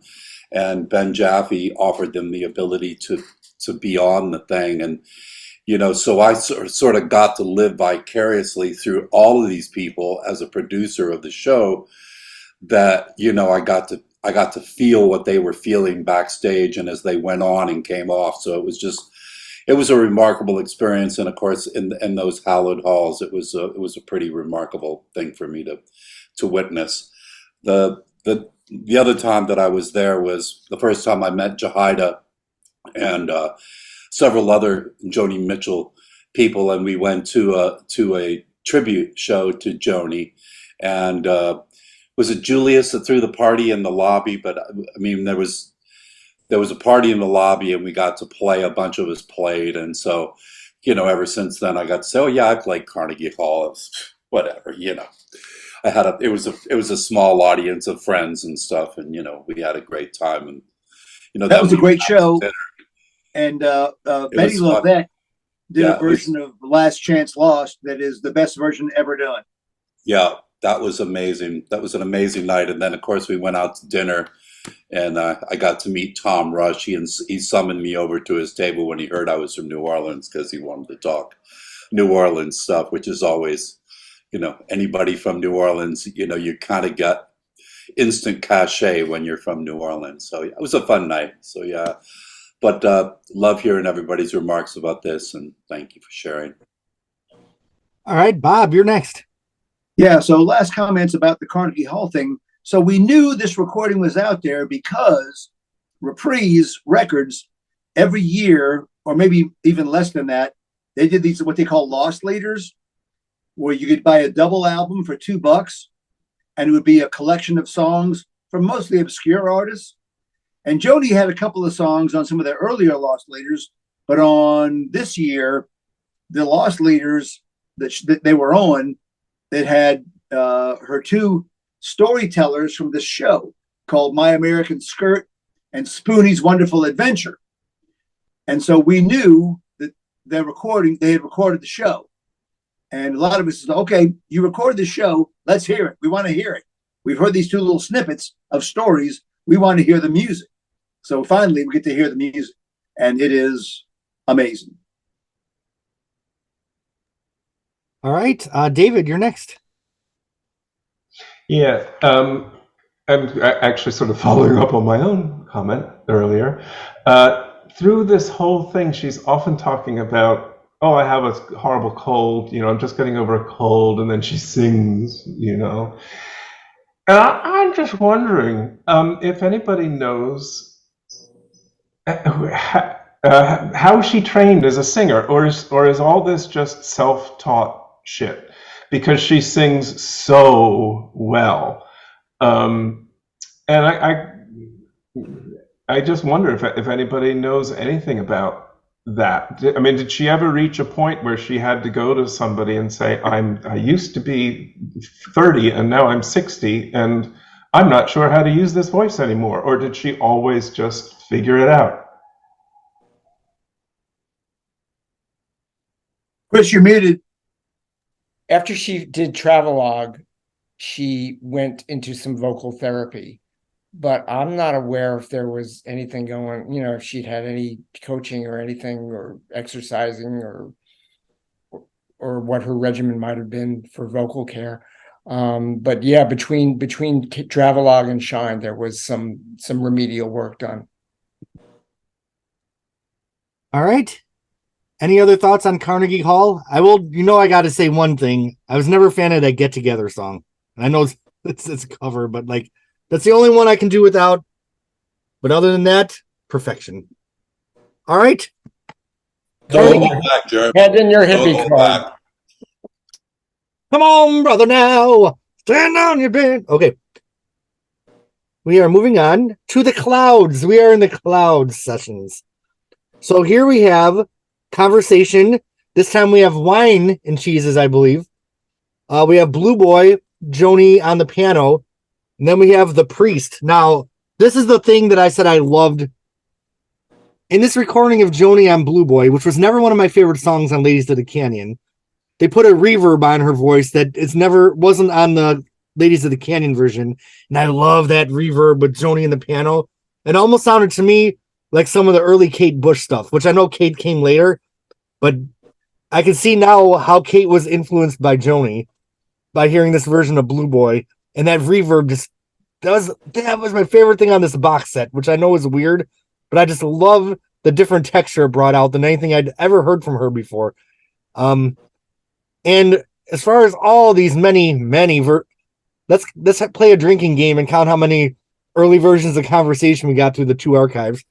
For some reason I gotta go read out our fridge if we're gonna do that. Let me go downstairs and get a couple bottles. I love on Ladies of the Canyon the bounce.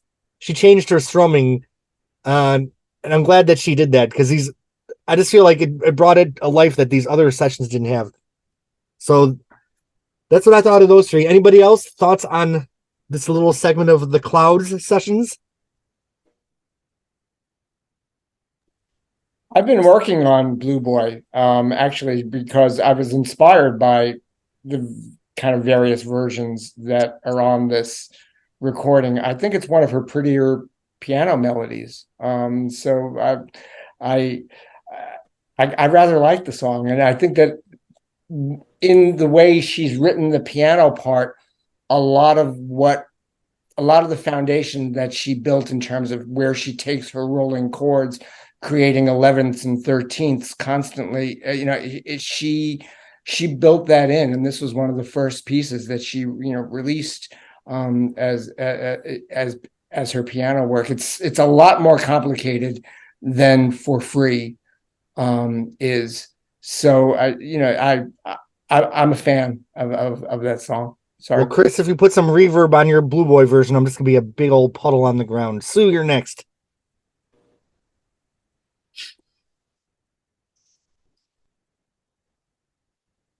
I love the priest. That's like a monumental song for me in the sense that if I ever get to play it the way she does, I will consider myself complete and I will kill myself. So, just kidding. But Don't learn it. Don't learn it, Sue. No. oh my God. But yeah, that song just blows me away. I mean, it's an interesting song, but yeah. And also the Conversation, I hated the older versions of Conversation. I actually never really played that song too much, but I played the version on what is it called? Ladies of the Canyon, and I really had fun playing it. It's different, and it's happy and upbeat, and I think it's better that way too. I agree with Jeremy. Got a bounce and it's got some apples. Yeah. All right. I had this vision of like all of us like move to Ithaca, and every time Sue starts playing the priest, like one of us runs in the house and grabs the guitar. Nope, not today. All right, Ruben, then Bob. I loved these three tracks. Blue Boy was so different from the album version with that reverb on her voice. It's much more sort of ethereal. I think it's so pretty, and it's really struck me. Conversation really sounds like both sides now at the beginning, which I never noticed before until this version. And the priest is always good. I like all the versions of the priest, but I didn't like some of the older versions of Conversation, like you said, Sue. For some reason, it just didn't gel with me. But I loved these three tracks. These in the archive stuff. This is what I'm really enjoying, are these studio recordings, even more so than the live stuff. Okay, Bob. Yeah, so I think just a real quick comment. It's funny with these sessions, we had 4 songs from the Seagull sessions on the first disc, and then we have these Cloud sessions here, and none of the songs on these sessions made it on the album, which just further to what Sue said. She humongous catalog full of a suitcase full of songs that to pick from, And as we said before, she made some, mostly right choices, some not so good choices, but some really good songs left behind. But I thought it was funny. Okay. Anybody else before we move on? Well, now we guess where we're back. We're back at Jane's apartment. We have Jesus and then playing piano and vocalizing. Now, wasn't Jesus a newer song for some people, or did you all know about that one before the archives? Nope, didn't know. And Sue, I saw you talking, but you're muted. No, I'd never heard it before. Actually, Les sent me a copy of it before the second box set came out. And I was listening to it, and it was just so strange, It was interesting. And she's always had this, like she loved Jesus, but she hated, religion. And like with Passion Play and all that, she has a sense of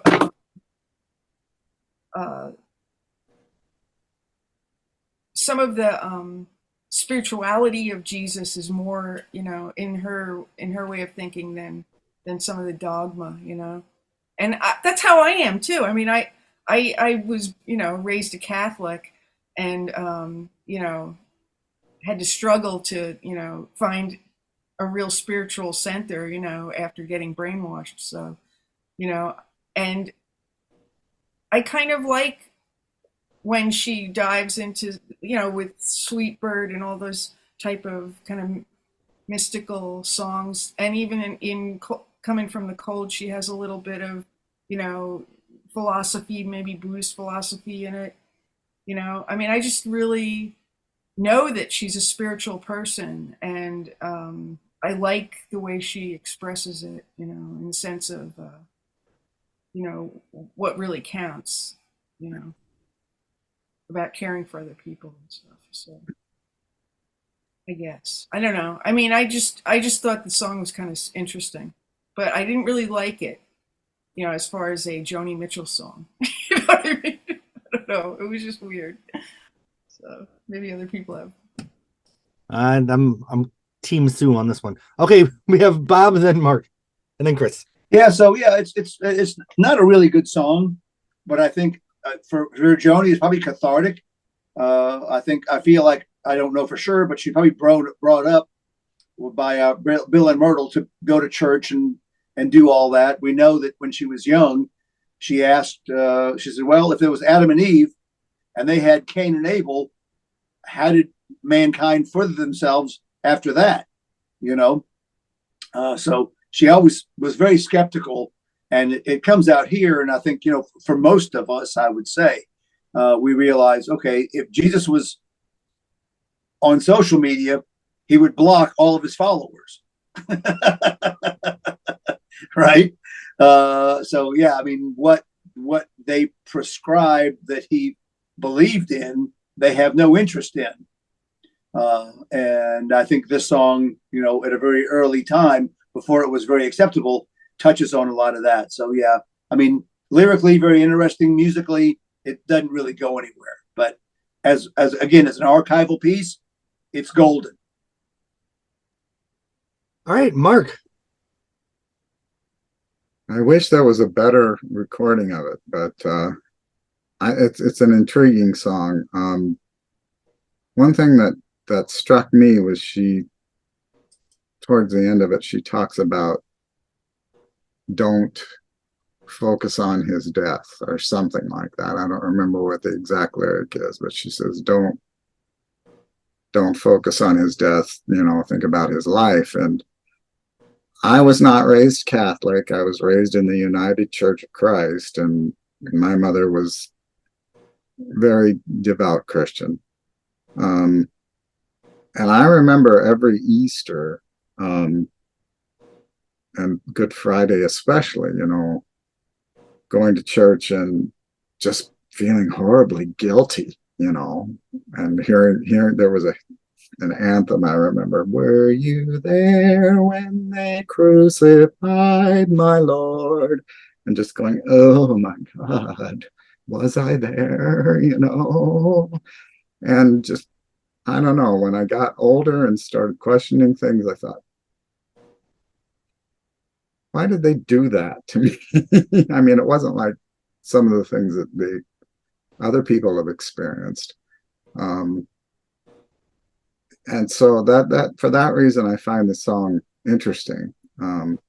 But then when you go to Passion Play, she talks about the crucifixion in that, and divinely barren and wickedly wise, the killer nails are ringing. But she's almost kind of gentle about it. I don't know. Anyway, I'll shut up. Mark, you never should shut up. However, it is Chris's turn to talk. Okay. This is like, for me, this is like the lo-fi part of the whole discs, the set. I'm kind of disappointed they even included these two tracks, not because Jesus is not a song of maybe some merit. I do think that, I think you all are hitting on something important, where she has used the imagery of of Jesus Christ's life, and discusses the teachings and the abuses of his of where religion has taken history, to the point where I think maybe she wants to say, maybe everybody should know everything I tried to say about this guy, or I tried to understand about this guy, so that they can best put the context of my other pieces that reference him and his life and his teaching. So I can understand why lyrically she would want to make sure people were aware of the song. I agree with Mark. I wish there was a better version of sonically of the song. I can't even make out the lyric. I have to go actually to the website to pull up the lyric to figure that I've heard what I just heard. Now, Les had asked for people to try and transcribe these lyrics, and I tried it, and I couldn't get through the whole thing. I couldn't understand it. Yeah, that's why he sent it to me too. All right, It's pause. really distorted. We're fortunate that Dave Blackburn isn't here, because we would have got a 30-minute dissertation on the recording processes. Yeah, it's a really poor recording, but I'm glad they included it, because it's just interesting, the contrast to, what she's done, her catalog of work, and then to hear this, you wonder, wow, is there any other versions of this? And, what if there's another version of this a year later, where it grew up and grew into something, and the music became better? Because I agree with Bob. Yeah, the music is just, not happening at all, where lyrically it may have some content there, as most of her songs always do. So Could be a second coming of Jesus. yes, sort of, Bob. That's thank you very much, Bishop Mueller. She already did her version of the second coming. Listen, the second coming's happening soon, because Trump's running for office again, you guys. Oh my God, here he goes. Ladies and gentlemen. Boom. Oh, that's so funny. I just can't stop laughing. Okay, back to the archives. Any other thoughts on Jesus? We are moving on to the Dick Cavett Show, August 18th, 1969. Was this what she missed Woodstock for? Yes. Okay, so I'm kind of afraid to say it, because if I'm wrong, I'm going to look stupid, but I think this is why she missed. Okay, I was right. She missed Woodstock to perform Chelsea Morning, Willie for free, and Fiddle and the Drum on the Dick Cavett Show. But we got a hell of a song out of it. Does anybody have anything to say about this section? Paz, are you still up from before? No, yeah, I'm done. I just forgot to lower my hand. Okay, Mark. You can swap me now. Well, think Geffen and Elliot Roberts decided that she shouldn't go to Woodstock because they were afraid she couldn't get back out, and that this was a big important thing. She was going on national TV in the United States of America on the Dick Cavett show. And then she has said Crosby and Stills showed up, and they had been at Woodstock. I always the wondered, mud still on their shoes. yeah, I always wondered how she would have felt if Graham had been there and she was singing Willie. But the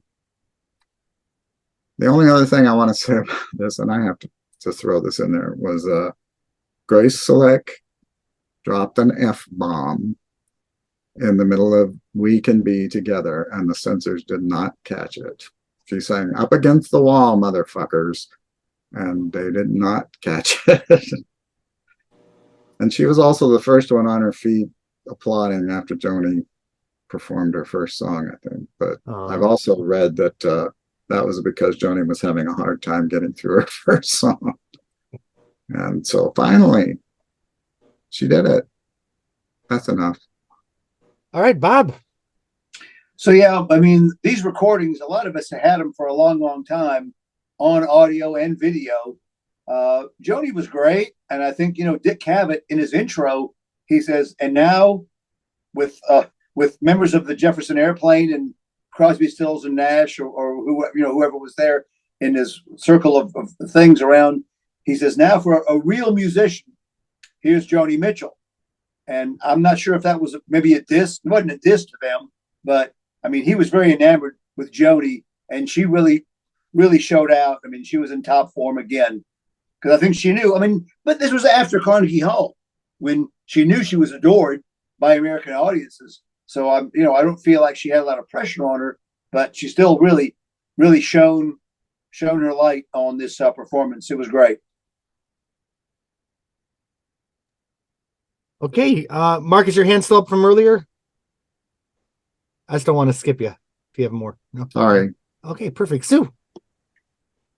So were Crosby and Nash and Jefferson Airplane supposed to be there, or did they just crash the show?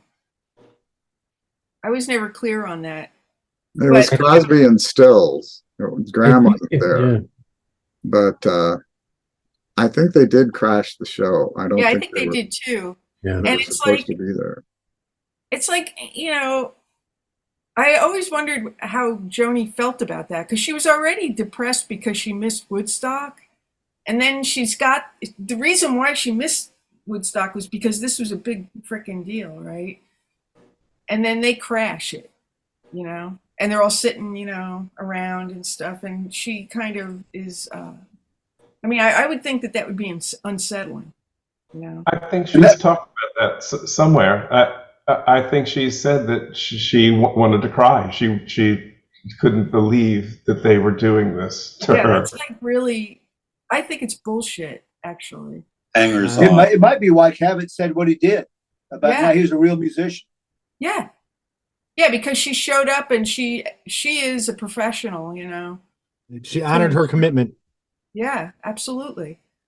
So, and then she wrote the song, because. And that's like the song capital T, capital S. Yeah. I will play devil's advocate for one thing, though. The rest of that group that showed up from this major countercultural event, I think helped her sell the fiddle and the drum to a national television audience, because it was allowed to be placed within that countercultural sphere. So I do agree with you, Sue, that it was her show. It should have been her show, and they were glomming on and co-opting it for their own self-aggrandizement. Mm-hmm. And God bless Dick Cavett for keeping the focus on her. Yeah, and I'm not a big fan of the Jefferson whatevers. So. Oh, I am. Sorry. And listen, 20 years later, they were singing "We Built This City on Rock and Roll," and Joni was singing "The Three Great Stimulants." So that's all I got. That wasn't the Jefferson Airplane. That was a totally different group. Different group, And same anybody who family. goes on Dick Cavett and says "Up Against the Wall, Motherfuckers" has a place in my heart. It's just something that, I just think about in the sense of how she had, gone to that, show thinking she was going to be highlighted, and then they all showed up and sat on the floor and stuff. So. But to add to what Chris said, she had been saying that she didn't write political songs. Canada was not a political country, something about, I forget what she said about the prime minister, but oh yeah, she said she sang Fiddle on the Drum, and it's this wonderful visual image of her standing holding her guitar in front of her with the bottom of it resting on the stage, and beautiful long blonde hair. I mean, her hair was just gorgeous, but and singing that song, and the audience was behind her 100%. Okay. Any other thoughts on Dick Cavett? Just one thing. I want to push back a little bit on what I think I heard Chris say. I mean, this was the height of anti-war hoo-ha. I mean, she certainly didn't need Crosby or Stills or Nash to contextualize this in terms of anything. I mean, that context was everywhere. She was part of an army, maybe. You know what I mean? That she wasn't alone. She wasn't the only voice in that. The 400,000 people had just assembled and were of their mind, and were willing to talk about and sing about these things. And to put it kind of in a context of what we're talking about right now, she wasn't a Sinead O'Connor who was just up there saying truth unsupported. All right. Well, back to Joni. The next thing we have is speaking of Woodstock, we have the demo from late 1969. Does anybody have anything to say about the demo of Woodstock? Nope. All right. Well, let's move on to the next section. Chris, why are you laughing? Say something. Nothing. Stu, do you have anything to say? This is the beauty of a demo. I mean, it's not perfect, but it's the beauty of a demo because it was a young babe at the time. Yeah. And look what it grew into. So.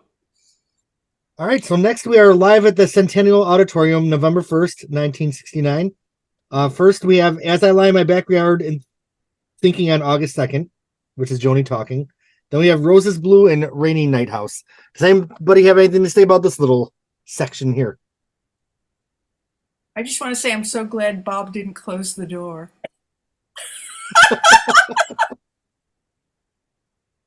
All right. We are now moving into the Ladies of the Canyon sections.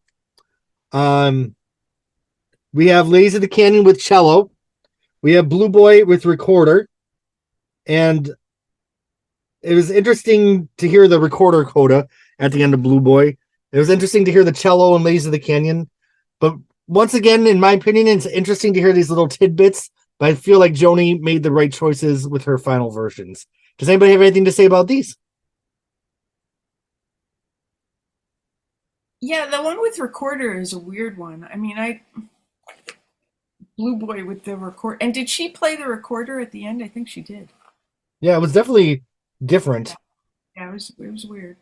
But I mean, I guess she's just experimenting, trying different see if it will work. So It's the beauty of being in a studio of developing a song. You try different shit and see if it works, Yeah, It's I've heard some crazy shit happen in a studio just trying stuff out. I think of Clint Majan from Preservation Hall Jazz Band, who was with the New Orleans Bingo Show before. You should hear some of this guy's demos and then where the songs end up. It's such a wonderful process to be with somebody as they're creating and trying different stuff. I hate the recorder, by the way. That's Yeah. I hate that version. Wait till the Wait till the Jeremy Gloff archives come out and you hear Road to Bartow with the metal guitar solo. There's some really great sounds on that record, Jeremy. You need to be really proud of that album and the sounds that you got on there. There's some really, really amazing stuff. Yep. So Recorded in this closet. wow. Went All all right. out. Yeah. It's nice to come out of the closet once in a while with a new album. Okay, Ruben. That's your 24th album, you said, right? Yeah, 24. So how many archive sets will you have when you're None. I put because I don't have everything out there. Just like in my real life, I just put it all out. Like I said earlier, I really love these versions with the extra stuff, and I don't think they're necessarily better than the album versions, but it's just neat to see, like Paz said, the experimentation and the just testing things out. I've heard these songs so many times over the last 40 plus years. It's interesting to hear a slightly tweaked, different version of them. I think they're all just wonderful. Okay. Any other thoughts here? Next we have. I think we should have a Joni Fest and then and all come together and do our versions of whatever it is you do, but then have other people come up with insane ideas like your heavy metal guitar solo, Yeah. Ethiopia, or whatever. Dancing Clown with a string quartet. That's my contribution. Dancing Clown, and of course Mueller would be the only one to sing that one. Night Ride Home with some locusts instead of a cricket. Oh boy, my hosting skills just deteriorate as time goes on. Okay, we are now moving in to the Blue era, which before the archives came out, they did a little EP digital to celebrate the release of Blue, where some of the demos came out. But here we have the first appearance of a Blue song, a BBC TV broadcast of All I Want, a very early version where the lyrics are kind of, well, I'm just going to let you guys talk. What did you think of this early version of All I Want? What's she saying? Like, you're a man with a...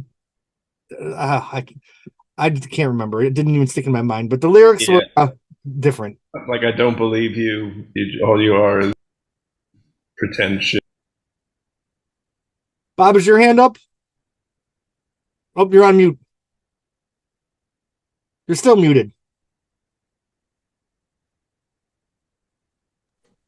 This was one of the earliest tracks, maybe the first one on the infamous Pink Dress concert from 1970, which I had the VHS of this, and I offered up copies of it to the JMDL way back in, gee whiz, 2000, 2001. And I was going to a video guy every week and asking for 20, 25, 30 copies of this VHS tape and sending it all over the place. And those of us that had it had that little digital camera at the bottom of it. But it was a really, really good show, and it was amazing to see the early version of All I Want with You're No Fun or whatever it was, and your phony camaraderie. And you learn that a good songwriter will take the early versions and gut what doesn't work and find what does work. And it just, to me, these versions where she reworks the songs, it shows how brilliant she is and how she knows how to bring the song to where it needs to be. And this is a great example of that. But, it's fun to just hear her say, this is a very early song. Great show. It's probably on YouTube, the Pink Dress concert on 1970. This was good. And I don't think a Case of You, which comes right after this one, has lots of goofy lyrics too. Crazy as a northern fish, whatever. But it's from a different show. The phony camaraderie is exactly what I was thinking of. So I'm glad you brought in that lyric. But wasn't All I Want and The Last Time I Saw Richard the last two songs that were written for Blue? Didn't the original version have Hunter and Urge for Going? Urge for Going. So this concert, the album, if she was doing All I Want, the album must have been pretty much written by this point. I would think so. Okay, we have Mark. Which means she'd already been to Crete and back. A lot of life in that year. Right. Well, yeah, because she was playing the dulcimer, which she picked up there, right? Okay, Mark. The first time I saw a VHS tape of the Pink Dress concert, as we have referred to it for years, was actually at Kaki's apartment in downtown LA. We had been to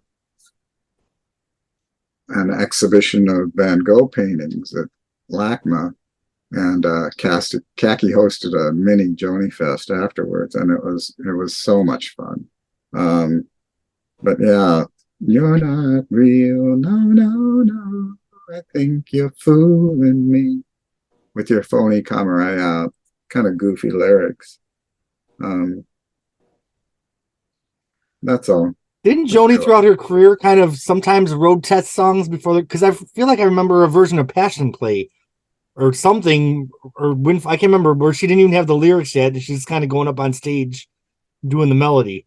So that was kind of Two Gray Rooms was one. Okay. She did do it was, I think it was Lakota, maybe. I think I know the one you're talking about. It was on an Italian TV show, and she came out and vocalized. Yeah. It was an Italian song competition that she But I can't won a remember prize what for. song it was. It was Not Right Home or Talk Mark. It was one of those albums. I thought it was Two Great Rooms. Didn't she do, just the kind of... Well, she did the studio take where she had She never performed Two Gray Rooms without vocals, did she? Yeah, I thought that was a studio session. I have a copy of that. Yeah, that was on the that Geffen box set. Yeah, that was a great track. Yeah. I feel like it was Lakota that she did on that Italian show. I might be wrong, but no, I think you're right, Ruben. Isn't there's a live version too that she just vocalizes. She doesn't really sing words, right? Lakota, yeah, that's what we're talking about. Yeah. All right, so now we're moving on to the next little concert. And there's a couple little sections here, so let's kind of bundle them. We have, no, never mind. This is Blue, the demo sessions. We have A Case of You in California. So like Bob said, the lyrics are a little bit different on this Case of You. And we have California. Anyone want to say anything about these demo early versions here? And then what's that? Where are we up to right now? Oh, California. End of disc 4. End of disc 4. Okay, yeah. Yep. And disc 4 ends with James Taylor, the Chitka concert, which I have the whole CD of. Wasn't that the one for the Greenpeace? We have a medley of Big Yellow Taxi and Boney Maroney. Is that the one that got cut off on the other CD? Because I remember on the original full CD of this concert, they kind of faded out a song. Go ahead, Bob. Yeah, no, it's complete on the Chitka CD, which I got. It's like Phil Oakes and James Taylor and Joni Mitchell. It's like a two disc set. And Joni's got a lot of stuff on there. And I was talking to Les because on the website, which I was looking at as I was listening to the archives too, he doesn't list these two songs from that disc, the introduction by James Taylor and the Boney Maroney medley. And he said the record company was waffling about whether to include those or not because they'd been released, but that disc soon went out of print. So you can't get that disc now unless you buy it on eBay as a rarity. Right. So the whole medley is on the disc, and it's fun. And for those of us that have looked ahead at Archives 3, she does a Big Yellow Taxi, Boney Maroney medley with a bunch of other songs thrown in there on the Archives 3, which I'm very, very anxious to hear.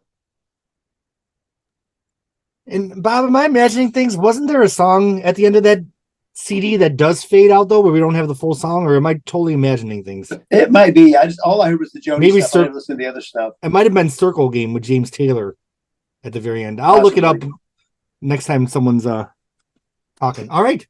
Well, we are moving on to the last disc here. We have In Concert, a BBC radio broadcast. We have some songs from Clouds. We have some of the stuff from Blue. We have Hunter, River, My Old Man's here. She's talking about the Dulcimer. We have a bunch of songs with James Taylor. You Can Close Your Eyes with James Taylor, and it ends with a Big Yellow Taxi. So what do y'all think of this live concert? Bob, take it away. Well, just one last comment about disc 4, which I meant to throw in before we went to disc 5, which I've got no comments on. Track number 7 on this disc is called Playing Piano and Vocalizing at the infamous Jane Louie's apartment in Chelsea. When I heard this the second time around, to me, her vocalizing on this track, and she's not singing any words, she's just singing along with a piano riff. To me, this is where the ending of her recording of Woodstock on Ladies of the Canyon, it seems to come from that. She's doing a lot of that yodeling vocal on this track 7. First, when I heard it yesterday, I said, "Oh, that's where she pulled that from to close that Woodstock." Which I'm still not crazy about. I thought the same thing, Bob, when I heard that. Yeah. Okay, that's all I have.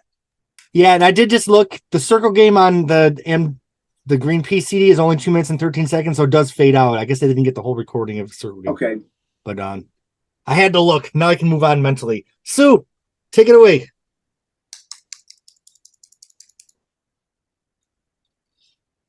Oh, you're muted, my friend. So I was obsessed with this James Taylor, Joni Mitchell concert. I had it on CD. Somebody gave it to me. I think it was, I got 2 discs, probably from Bob.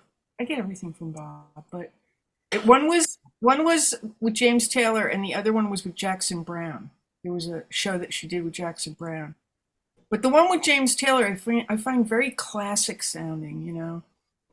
And I brought it to a friend's house down in Baltimore, and we played it while we were eating dinner and stuff. And he goes, "This is fantastic." He's like, "Where did you get this?" I go, "Oh, well, of course, my Joni friends." He goes, "This should have been released. This is great." And yeah, I feel like it too. I mean, that when they do Close Your Eyes, it's so beautiful, you know. I just really, really liked it. Great accompanist to Yeah. his God, yeah. playing style is just amazing. So well done. And pause, as you remember, late night in Las Vegas at your hotel room, I told you I hate James Talk Taylor. about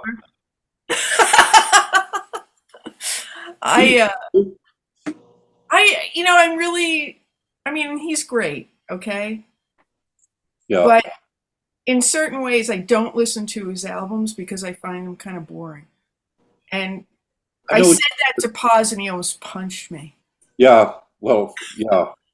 James Taylor punches his girls too, so I guess it's all on brand. Last time when I was in Vegas and I beat up a girl, you know, I got thrown in the can, so I decided to, you know, hold it together.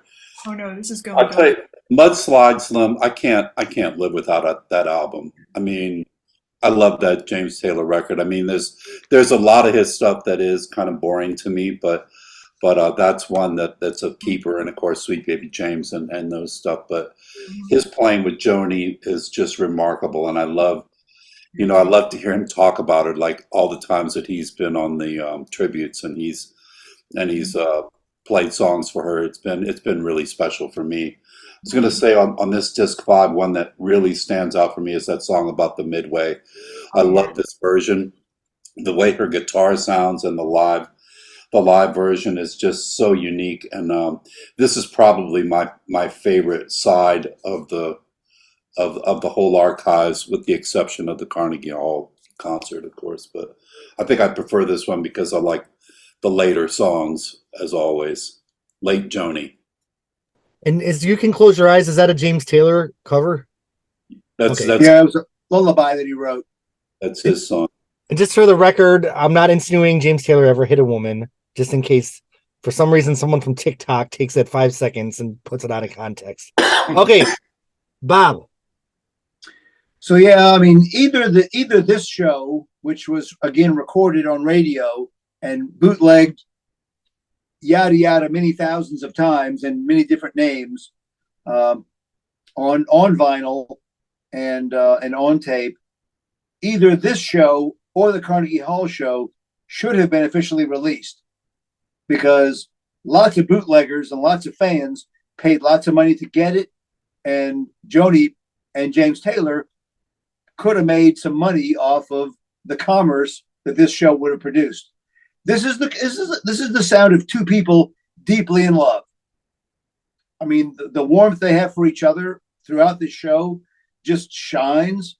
Their harmonies are beautiful. The way they work together is beautiful. He does some songs of his, which she accompanies. She does mostly songs of hers, which he's on. And it's just wonderful. And the acoustics, I mean, the sound of this album was great. I bought it 3 different times because each time I wanted a better version of the recording, and I got it. And now I have the best version, you know, from the source. This is brilliant. You know, just I'm glad they included it, but you know, I already have it, you know, many times over. And Bob, did you have it? Did they include it in their entirety here? Was there anything in the versions you have that's not here? Yeah, no, I think this is everything. All right. And it's interesting, the connection between Joni and James. I feel like it's still there many years later, even when he showed up and played guitar on the song Shine. I mean, that James Taylor, Joni Mitchell magic can't be denied. Yeah. Pack your suspenders. Aw. Any other thoughts on this little section before we move into the final section? All right. Well, we are in the final. Can I just say, just because my brain just flashed at me, didn't he play Steamroller on this? He did. Yeah. Is it listed there? I don't see it listed. They might have cut that because it wasn't really. She didn't really participate much in that song. Okay. Mm-hmm. All right. That's cool. Just checking. So basically, all that money spent on the bootlegs, you just spent $400 for the version of Steamroller. All right, we are ending with the Blue Sessions, late 1970. We have Hunter, River with French horns, and Urge for Going with strings. We know that Urge for Going and Hunter both did not make the album. Urge for Going didn't get an official CD release till the Hits compilation, but it was the B-side to You Turn Me On my radio. And Hunter just was something that I knew from YouTube. And then we've never really talked about Hunter before on here, have we? First time I heard it, I thought it sounded to me a little bit like This Flight Tonight. Sound the same guitar. But yeah, what do you guys think of this? Same tuning? Same as This Flight Tonight. Okay, we have Chris, David, then Ruben. Yeah, I think that she did make the decision between Hunter versus This Flight Tonight, which is probably more of a thematic decision, I guess, when she started to hear how the album was coming together. You know, it's funny because the more times that Hunter seems to have been kind of swept, you know, pushed aside, it kind of became an orphan. And it's a good song. It's a really good song. So, you know, I'm glad people can hear it in a really pristine, sonically, you know, reading of it. I personally, I'm not a huge fan of the horns, on River, but I adore the strings on Urge for Going. I think that if more people were aware of this version of Urge for Going earlier, it might have become a standard. I think it really, I think, might have kicked it toward a lot of singers to have gone ahead and covered it. I love it, and I'm really so very happy to have it. Yeah, it is really beautiful. And I feel like, tell me if it's my imagination, wasn't Hunter kind of stylized with the Good Samaritan in parentheses in other places? Is the full title, even though it doesn't say that here. Okay, I thought so. Okay.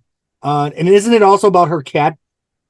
Well, it's a story about a cat that showed up, a feral cat that showed up in her garage or something that she tried to get rid of and she couldn't. So she ended up adopting the cat and being a good Samaritan to this cat. See, Joni could have done a whole album about her cats. Hunter, Man from Mars. Okay, David, and then Ruben. Yeah, I wanted to say I liked Hunter a lot more after listening to her intro about how it was her cat. Um, I didn't. I don't think it's a. I'm glad it's not on Blue. I really am. I don't. I don't think it's that great a song. And the cat did come back. I mean, she says this is somewhere in this.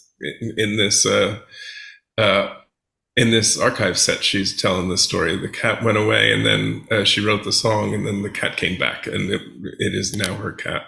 But I also think I don't go too much for the strings on Urge for Going, and I had a little power issue, and I wasn't part of the conversation when we were talking about the songs that had the other instrumental additions in them, and I'm really glad that none of them went in. I'm really, really glad that none of them went in. I think they're all distractions.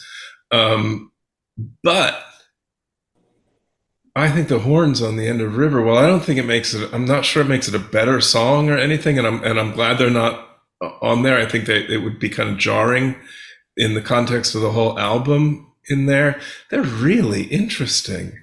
Really, really interesting how those 3 or 4 other carols come in and merge beautifully in the kind of dissonance.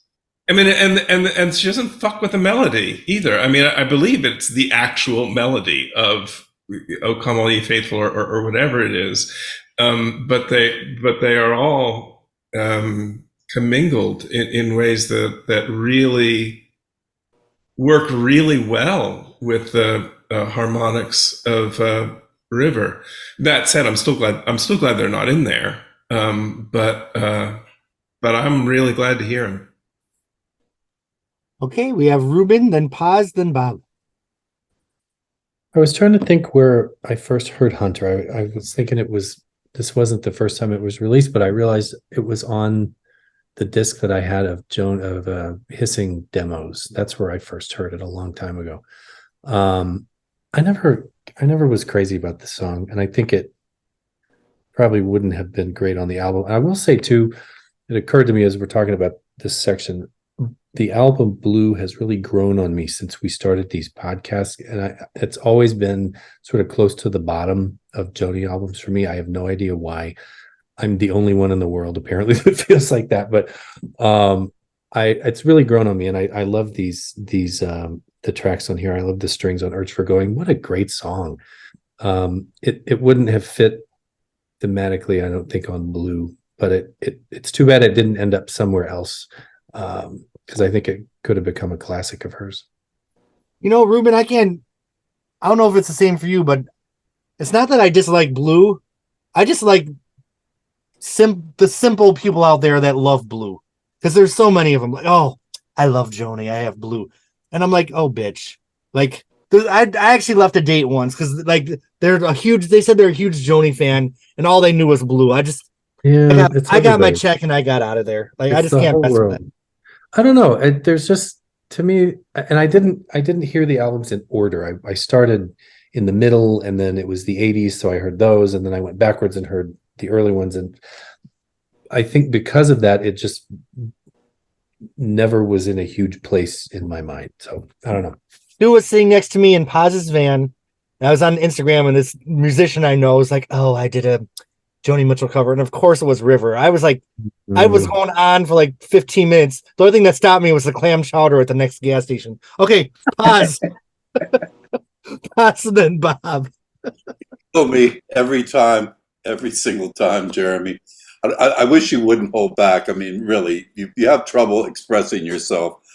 I agree. I agree so much with what you just said. I mean, this is why I like the archives, is when you hear different versions of stuff, and the version with the French horns is just really fun. And I agree. It didn't make the original album. That was probably the right choice as a producer, Joan. So it's so interesting. What people get out of this, and like I say, for me, it's just what I really enjoy doing is sitting down, with the album cover and reading through the liner notes and learning about what happens during this process. And it really is fun. And where I really enjoy listening to just spurts of this as I was preparing for this podcast over the past few days. I've been listening to it in the car, which is where I do my best listening, because I'm by myself, and that's really all you get to hear. So I spent a lot of time with this one, as I did the Carnegie Hall one. Yeah, it's been a fun discussion, and thanks very much. I do want to ask one question, Bob. What album was this? Was the James Taylor stuff? What album was that originally released on? What is a bootleg, or it was an official release? No, the concert. Yeah. No, never an official release. The bootleg album was called In Perfect Harmony. It had a black and white and red, like two snakes intertwining on the cover of it.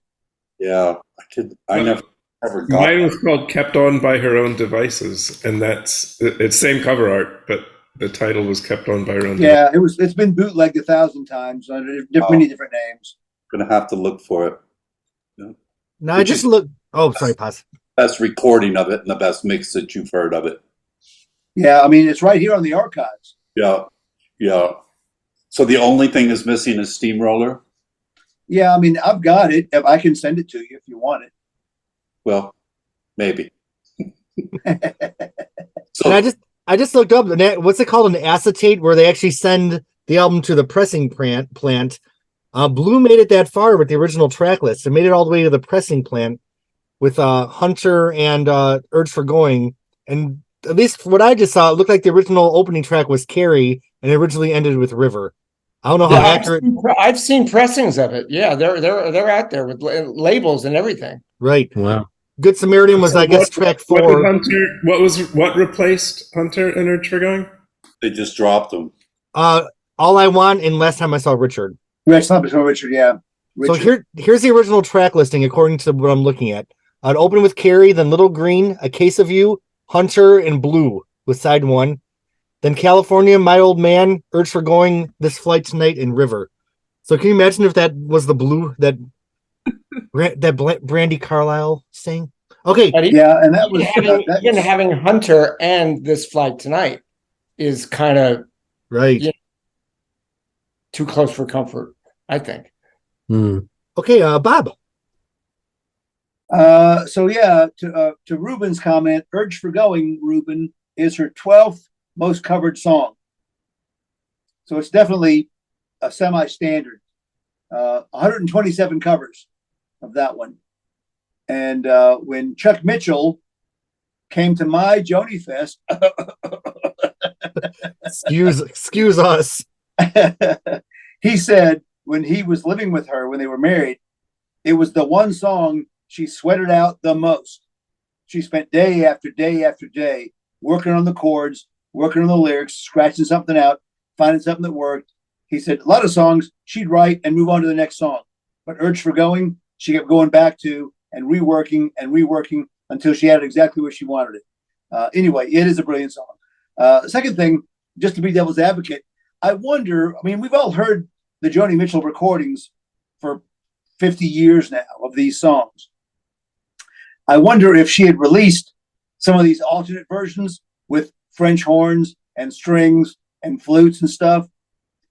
And then the archives had her playing without them.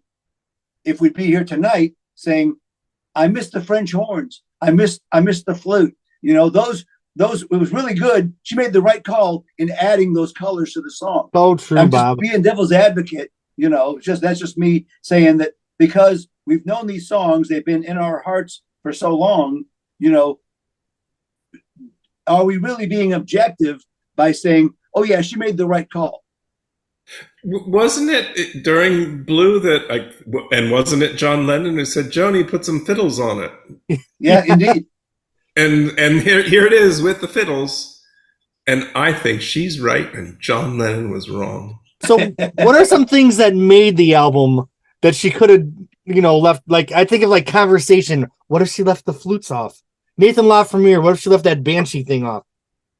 Like, she did once in She a should have while. left conversation off, as far as I'm concerned. Oh, well.